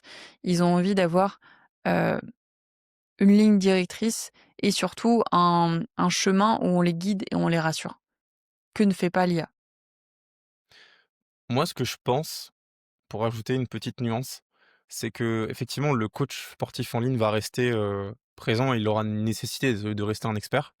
Mais je pense que ce sera un expert qui aura un modèle, et c'est finalement plutôt positif, qui sera de plus en plus scalable dans le sens où en fait, tu as l'arrivée d'agents IA qui sont ultra performants, et même des fois, moi je pense que d'ici 10 ans, l'IA sera capable de, faire des vidéos de, par exemple, pour faire un exercice. Tu sais, tu te mets en tant Mmh. que persona IA et en fait, il te fait faire les mouvements que tu veux, tu vois? Et je pense que sur un horizon de 10 ans, tu pourras lui dire de: «OK, tu vas me faire genre tous ces exercices-là, une exécution parfaite» et tu vois, tu auras la vidéo, en exécution parfaite au lieu que ce soit toi qui doive la faire en te mettant dans un studio, en te filmant et cetera. Ça, à mon avis, d'ici 10 ans, c'est fini. Et le deuxième point, c'est toutes les tâches répétitives que tu as quand tu es un coach. Par exemple, tu vois, peut-être que tu reçois des rapports, parce que les gens rentrent des données. Tout ça, je pense que tu auras des agents, qui pourront gérer ça et en fait, la présence du coach sportif, elle sera, en termes de temps passé par client, sera beaucoup plus faible. Mais du coup, sur ce temps-là, l'apport d'expertise, ce sera ça la vraie valeur. Parce que tout le reste sera, géré par un agent qui sera suffisamment compétent pour, juste traiter de la data, traiter, des messages, de base ou même, je sais pas, motiver au quotidien et je pense que ce sera plus l'aspect expertise du coach quand il regarde une vidéo. Ça, je pense que ce sera plus compliqué pour l'IA d'ici, 5 à 10 ans, mais je pense qu'il y a une grande partie qui sera, gérable par une IA et du coup, ça rendra le modèle ultra exponentiel dans le sens où un seul coach, il aura plus besoin de créer une équipe de coach autour de lui, il aura plus besoin de créer une big entreprise, heu, parce qu'en fait, il pourra gérer un nombre de clients, assez élevé, beaucoup plus qu'aujourd'hui, tout seul, en fait, ou quasiment. Et de même pour, même prospecter, créer son contenu, je pense qu'il y aura une grande partie, une grande majorité des choses, qui sera beaucoup plus scalable, en fait, à mon avis. Et du coup, là où, le modèle va évoluer, il va évoluer vers des outils. Je pense qu'il va se systémiser, en fait, tout simplement. Mais, pour le reste, je suis assez d'accord. Mmh, Mais c'est vrai exactement. que je vois tellement de choses et je sais pas si tu suis beaucoup le développement de ça, mais je vois les super intelligences qui arrivent, je vois des boîtes qui créent des agents IA, à disposition. Tu peux avoir une entreprise entière, en agent IA avec le comptable, le juriste, le machin. C'est pas encore parfait, mais d'ici 5 ans, ça le sera, je pense, vu que, bah, l'IA va communiquer avec de l'IA et va devenir une super IA, quoi, pour schématiser un petit peu. Est-ce que tu penses que ça, c'est plus toi qui es beaucoup plus experte que moi sur le sujet, ça, c'est quelque chose qui potentiellement pourrait vraiment arriver? Hem, non, pour moi, l'IA ne remplacera pas, pardon, du tout l'humain. Mmh. Il remplacera certaines tâches, il solutionnera et l'aidera à ce que notre vie soit meilleure, mais il remplacera pas du tout le côté humain. Ça, c'est Ouais, impossible pour moi. Je suis persuadée OK, de ça. C'est comme le setting, tu vois? Le setting, il peut pas être remplacé par un humain. C'est impossible. Pour moi, il y a OK, des métiers où on va s'en servir comme d'une aide, peut-être à 90, c'est possible, mais ça remplacera pas un humain à 100. OK, OK, OK. C'est plutôt cohérent, j'aime bien. Hem, on va parler un petit peu de ta vision pour ton entreprise, surtout comment tu fonctionnes toi aujourd'hui. Avant de parler de concret et de rentrer dans le détail de tes équipes, de, comment est-ce que tu fonctionnes, ton offre et cetera. Si tu devais donner, on va partir sur ce même chiffre, 3 valeurs ou 3 missions que tu donnes à ce ce que tu fais aujourd'hui. Si tu devais, ouais, vraiment genre les 3 fondations, les 3 piliers, ce serait quoi? De mon accompagnement à moi? Ouais, Hem, excellence, écoute et discipline. OK. Et tu saurais développer pourquoi c'est cas? Pourquoi ces 3 là et pas d'autres? Excellence parce que justement, moi, j'apprends pas que sur l'aspect marketing. Je veux vraiment que le coach soit bon aussi sur ses compétences à lui. C'est là où on se différencie aussi beaucoup des autres concurrents. OK. L'écoute parce que chaque personne est différente, c'est un accompagnement qu'on propose et pas, une simple formation. On est vraiment là en one to one avec eux parce que chaque coach a sa propre niche, ses propres douleurs, son propre avatar client, donc l'écoute du client et la discipline parce que, ben, tout demande discipline et que quand même, nous on a créé une méthode qui s'appelle la méthode plug and play où on leur donne vraiment tout clé en main. Si tu appliques pas les choses, tu auras pas de résultat.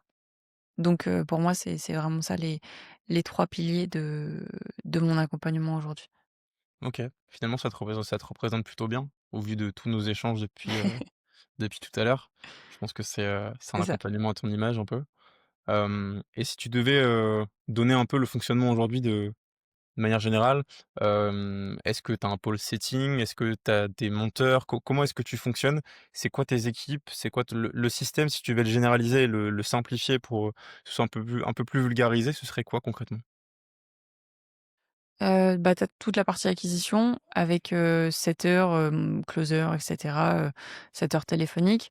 La partie délivrabilité avec des CSM, OK, et tu as la partie, création de contenu avec, du coup, bah, soit mon assistante personnelle ou alors le monteur vidéo. En gros, c'est ça en très, très simplifié, délivrabilité, acquisition et création slash, opérationnelle. OK. Et du coup, toi, dans tout ça, aujourd'hui, ton emploi du temps s'organise comment? Ouh là, c'est divers et varié, en OK, fonction des journées. Beaucoup de gestion d'équipe, ça OK. c'est quand même le la base des bases. Suivi des projets, création de contenu, correction SAV, parce que j'ai encore quelques clients que je prends personnellement. Normalement, je délègue tout à mes coachs adjoints, mais j'en ai encore quelques-uns, donc ça prend aussi beaucoup de temps sur la correction, sur les ajustements, sur les plans, sur tout ça et mine de rien, dans la journée, c'est beaucoup, beaucoup de rendez-vous, sur diverses tâches. Même si, je prends toujours comment dire? L'image de Jeff Bezos qui disait, voilà, des réunions de 30 minutes avec maximum, une pizza, qu'on peut diviser. Donc j'ai toujours, 30 minutes de rendez-vous maximum par personne Mmh. et OK, avec, 3 personnes, on va dire, au plus gros. OK, OK, OK. Donc oui, tu fais de la gestion, générale, mais du coup, tu t'es progressivement et là, du coup, c'est plutôt récent sur la partie coaching puisque tu en as encore quelques-uns, si je comprends bien, tu es en train de progressivement te sortir de l'opérationnel pour vraiment faire de la gestion d'humain. Est-ce que à terme, tu potentiellement, je sais pas encore le niveau de développement auquel tu es actuellement, mais est-ce que potentiellement à terme, tu comptes déléguer même cette gestion humaine pour te sortir de ça, de ce pôle-là et du coup, de n'avoir qu'à gérer un seul, interlocuteur, qui soit un espèce de COO, par exemple, quelqu'un qui gère l'opérationnel? Ouais. Non, pas du tout, parce que tu vois, j'aurais pu, pas prendre du tout de coaching et c'est juste que j'aime faire ça aujourd'hui. OK, J'aime pouvoir transmettre ce que j'ai à faire. Donc j'aurais pu me sortir de l'opérationnel depuis très longtemps. C'est pas quelque chose qui me stimule. J'ai encore envie d'avoir un petit pied dedans, OK. parce que j'ai envie de pouvoir, bah, ne serait-ce que, montrer au coach que je suis aussi là et que je suis pas un humain, lambda et que j'ai vraiment envie de les accompagner, de les aider. Donc leur montrer que en fait, je suis pas juste un coach business et qu'il y a derrière, en fait, bah, tout un mindset aussi où je Mmh. sais ce que je dis, tu vois? C'est comme dire, «J'aide les pharmaciens à vivre de leur business en ligne», mais que tu as jamais fait, préparateur en pharmacie. Pour moi, c'était pas légitime, tu vois? Donc c'est pour ça que Mmh. je garde toujours un petit peu dedans, en tout cas pour le moment, sur ce sujet. OK, je vois et à terme, tu as d'autres projets que cet accompagnement? Pour le moment, en tête, tu as gardé celui-là et tu verras après? Sur du court terme, effectivement celui-ci. Après le but, c'est de diversifier le plus possible mes activités parce que là, tu vois, je suis très contente de mon activité, mais je me dis: «Dans 10 ans, j'aurai une vie de famille, j'aurai peut-être des enfants, j'aurai peut-être tout ça. Est-ce que j'aurai envie de passer autant de temps derrière mon ordinateur? Est-ce que j'aurai envie de me mettre autant de responsabilités?» Je suis pas sûre. Donc à ce moment T, oui. Dans 10 ans, je suis pas sûre. Donc c'est pour ça qu'évidemment, réfléchir à des projets, prendre des parts dans des entreprises, créer des SaaS, créer des choses qui sont plus automatisées en tout cas sur, ça, plutôt que de plus de la prestation de service. OK et justement cette partie, famille, cette partie proche, cette partie, dev, plutôt partie perso, c'est quelque chose qui t'habite de plus en plus par rapport justement à l'entrepreneuriat où je me souviens par rapport à nos échanges du début, où justement tu étais très obsessionnel dans je globalement je travaille tous les jours, je suis vraiment dans mon activité, j'essaie de la développer. Est-ce que cette idée-là de, du développement de la partie perso et notamment tu es resté en France pour justement être proche de ta famille aussi, hem est-ce que ça, c'est quelque chose qui grandit au fur et à mesure? Est-ce que c'est quelque chose que tu as toujours eu en tête «malgré l'entrepreneuriat» entre guillemets? Parce que c'est vrai que c'est très contraignant par rapport à d'autres formes de choix professionnels. Est-ce que c'est quelque chose que tu as toujours eu en tête ou est-ce que c'est quelque chose qui a grandi au fur et à mesure que tes projets marchaient? Non, ça a toujours été en tête, sauf que j'ai privilégié, le business à entre guillemets «ma vie perso». J'ai toujours mis le business sur un piédestal, enfin business/santé, sur un piédestal et la vie de famille slash, relation, en second plan. Ce qui m'a forcément, bah, pas porté défaut, mais plus dans le sens où, bah, forcément là, tu vois, je vais bientôt avoir 30 ans, là où j'ai des amis à moi, ils sont mariés, ils ont 3 enfants, moi j'ai pas ça, tu vois? Donc Mmh, c'est plus que j'ai mis ma priorité à d'autres endroits. Ça a toujours été ma priorité, mais c'est juste que, ben, les choses ont fait que ça s'est pas fait aujourd'hui, dans la logique des choses. Enfin, la logique des choses, dans le sens où, pour certains, c'est plus la vie de famille avant le travail et moi, j'ai mis le travail avant la famille. Quand même, la famille est importante pour moi. Mais ma OK. famille, pas que moi je l'ai construite, c'est ma famille qui est déjà construite. Oui. Oui, oui, je vois. OK et justement, tu considères que le fait d'avoir entrepris, ça a été un frein? De ce point de vue-là, je parle. Ça a été quelque chose de Ouais. contraignant, même pour la enfin, tu vois, pour vivre des relations personnelles, je veux dire. Parce que c'est quelque chose qui, non seulement est très compliqué à comprendre pour des gens qui sont pas dans le domaine, heu et en plus de ça, c'est vrai que, bah, c'est très contraignant d'un point de vue temps, emploi du temps et cetera. Est-ce que ça, justement, tu penses que ça a été un frein, là-dessus? Et est-ce que c'est pas forcément un regret, mais une frustration de te dire que tu as pas pu faire les 2?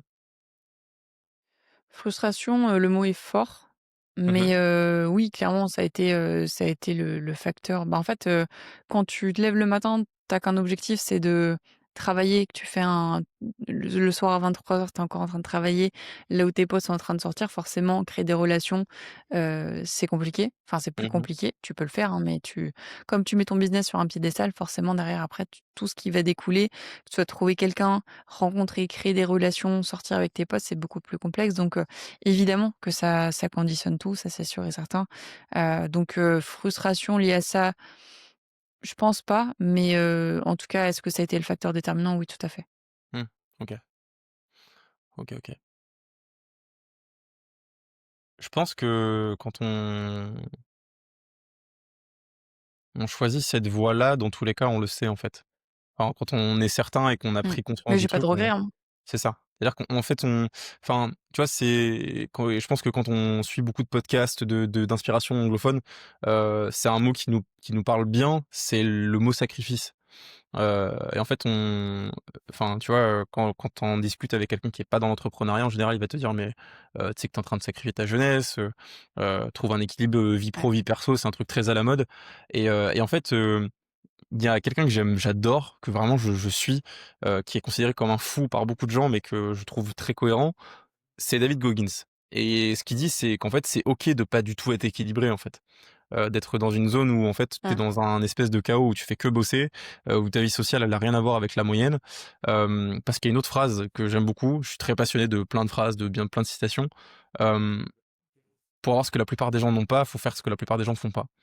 Et quand Mmh. tu retranscris ça d'un point de vue concret, beaucoup plus, factuel, bah, ce que la plupart des gens font et qui font enfin, je sais pas si tu écoutes un petit peu Modern Wisdom de Chris Williamson et il explique dans un de ses podcasts Ouais. que, hem, quand tu te con quand tu conforme à ce que la plupart des gens font, à la normalité, en fait, tu te prépares et tu demandes, average. Tu demandes, quelque chose de normal, de standard.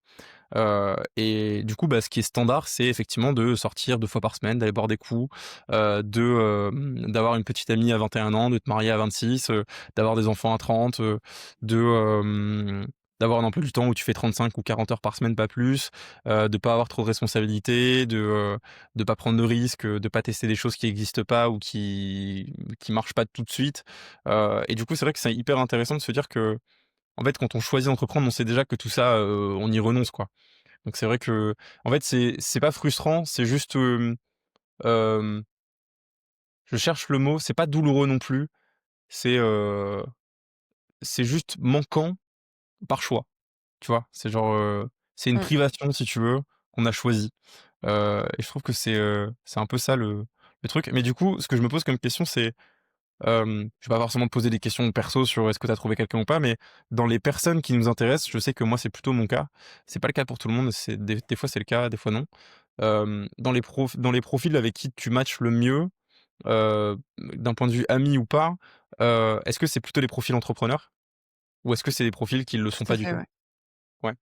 Ah si, si, profil entrepreneur par rapport à la discipline et à la vision de la vie, de tout. Mmh. OK. C'est plutôt des entrepreneurs, OK.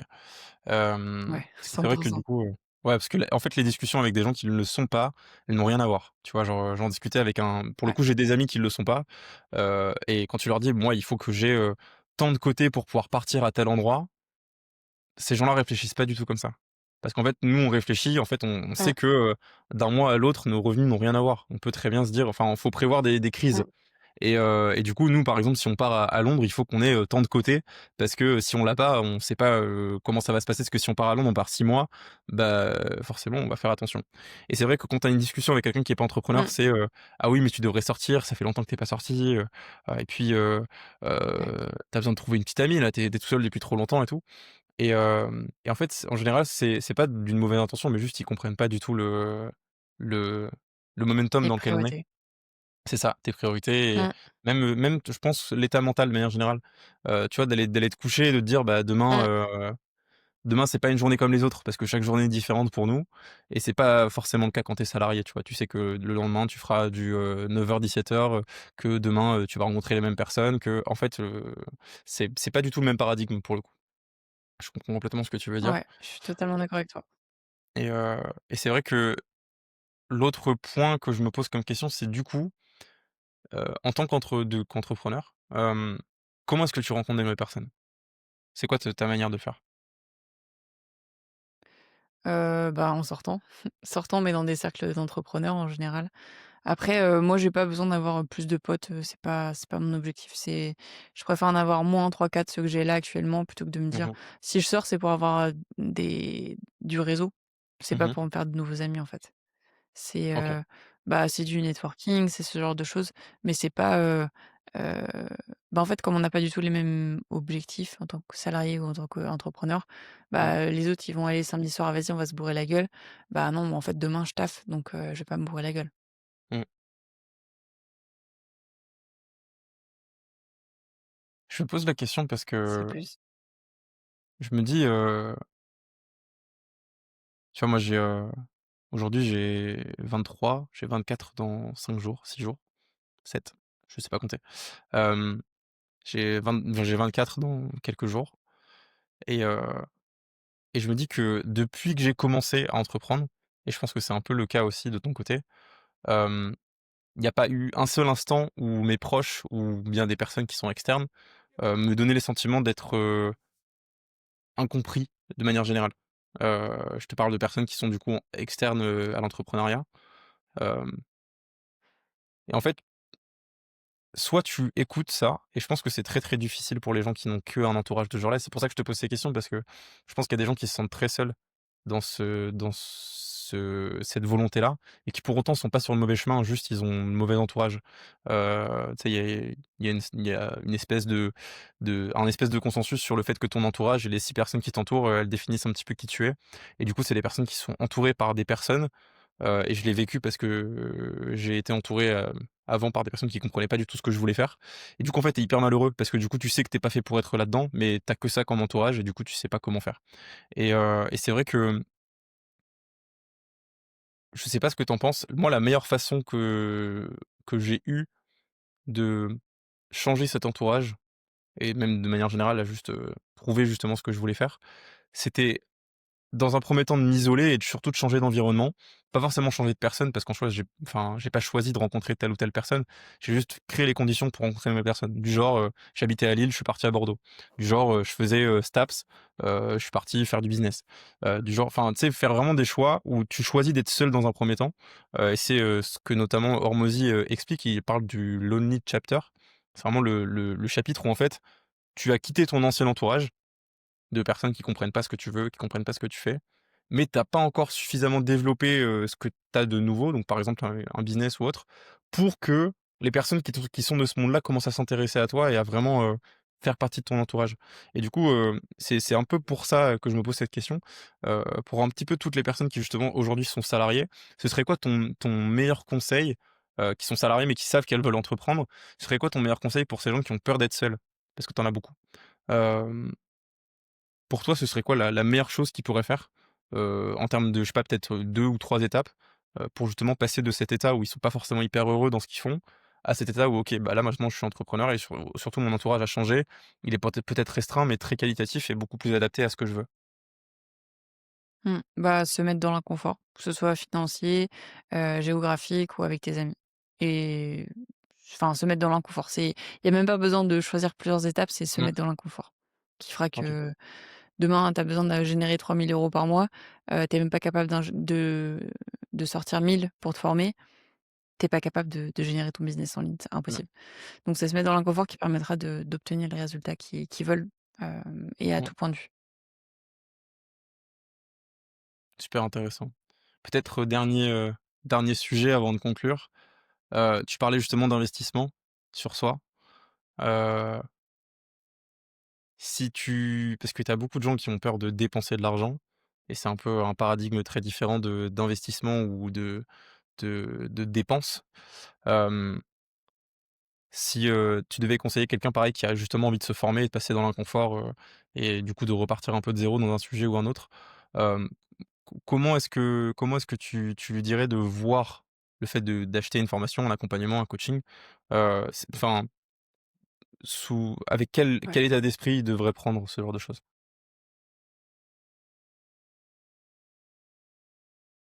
Bah, en une phrase qui est toute simple, on devine pas des compétences. Donc tu peux pas devenir astronaute si tu as pas, fait une école d'astronomie ou je ne sais, comment ça s'appelle. Tu peux pas devenir plombier. Moi, demain, tu me fais demandes de faire de l'électricité, je sais même pas sur quel, je sais que c'est il y a juste un moment donné, il f sur terre et après l'autre, je sais même plus, tu vois? Donc en fait, Mmh. si je veux devenir électricienne, va falloir à un moment donné que j'apprenne les choses donc les compétences, ça se devine pas. Si tu les devines, tu vas faire des erreurs, donc autant payer quelqu'un qui t'évite de faire des erreurs, Mmh. très simplement. C'est rien de chercher à te dire: «Tu peux le faire par toi-même». Mais sur une moindre mesure et tu vas faire des erreurs et si ton objectif, c'est générer de l'argent rapidement, bah, paye quelqu'un. Tu éviteras de perdre de l'argent, de perdre du temps, sachant que c'est important pour toi. Et j'ajouterais à ce que tu dis, qui est, je le partage à 100, qu'aujourd'hui et c'est aussi un avantage, tu as des applications qui permettent aussi de parce que ce qui est très compliqué, c'est une fois que tu as dit ça, c'est je choisis quoi? Tu as des applications Mmh. qui, au-delà des témoignages qui sont, tu sais, tu as différentes métriques à regarder.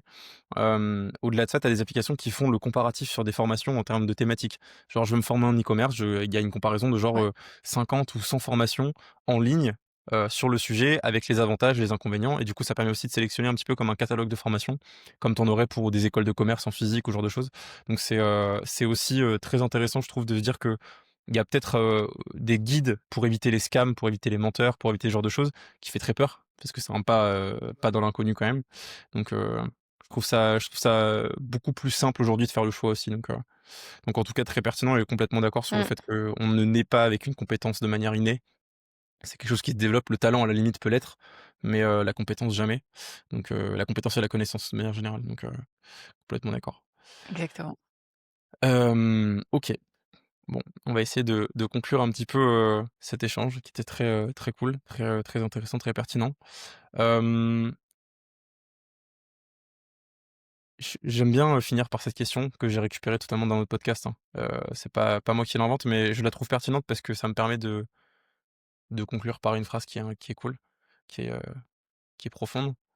Hem, la phrase que ça dit, c'est: «Si, tous tes posts, toutes tes vidéos, tout ce que tu as pu, enregistrer, proposer, mettre en avant, à travers tes réseaux sociaux, hem, était détruit à tout jamais et que tout ce qui te restait, c'était, 60 secondes pour exprimer, un message au monde», qu'est-ce que tu dirais?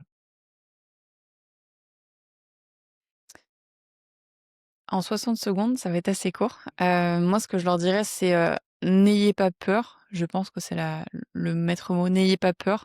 Hem, Foncez parce que le seul regret que vous pouvez avoir, c'est de pas avoir fait les choses et c'est pas grave de tomber, c'est pas grave de tomber 2 fois, de tomber 3 fois, voire même 4 fois. En fait, ce qui compte, c'est qu'est-ce qu'on apprend de ces échecs? Qu'est-ce qu'on va mettre en place derrière pour obtenir les résultats? Et en fait, vous sur c'est ce qu'on disait tout à l'heure, c'est que on sera toujours jugé par des personnes qui font moins bien que nous. Donc s'il nous voit tomber, si tu as, Usain Bolt qui te voit tomber sur un sprint, il va dire: «C'est pas grave, recommence, fonce». Alors que si tu as quelqu'un qui te juge parce que il voit que tu fais mieux que toi, il va dire: «Tu es nul, tu vois, tu y arrives pas». Mmh, Alors juste mets tes œillères, fonce, tombe si tu as besoin de tomber, mais relève-toi et lâche rien. Et en fait, tu es seul maître de toi-même. Personne ne fera les choses à ta place. Donc si tu dois tomber, tu tomberas. Si tu dois te relever, tu te relèveras. Et si tu as la discipline pour aller chercher les résultats, parce qu'il faut que ça te prenne aux tripes, en fait, ce que tu as envie de faire. Si, si ça te prend pas aux tripes le matin de te dire, je vais aider ces personnes, je vais faire grandir mon business, tu n'y arriveras jamais. Donc tombe, relève-toi et apprends. Bien, c'était Maëlys Lafrenne dans le podcast de Thomas Poncelet. Merci beaucoup d'être venu, c'était cool.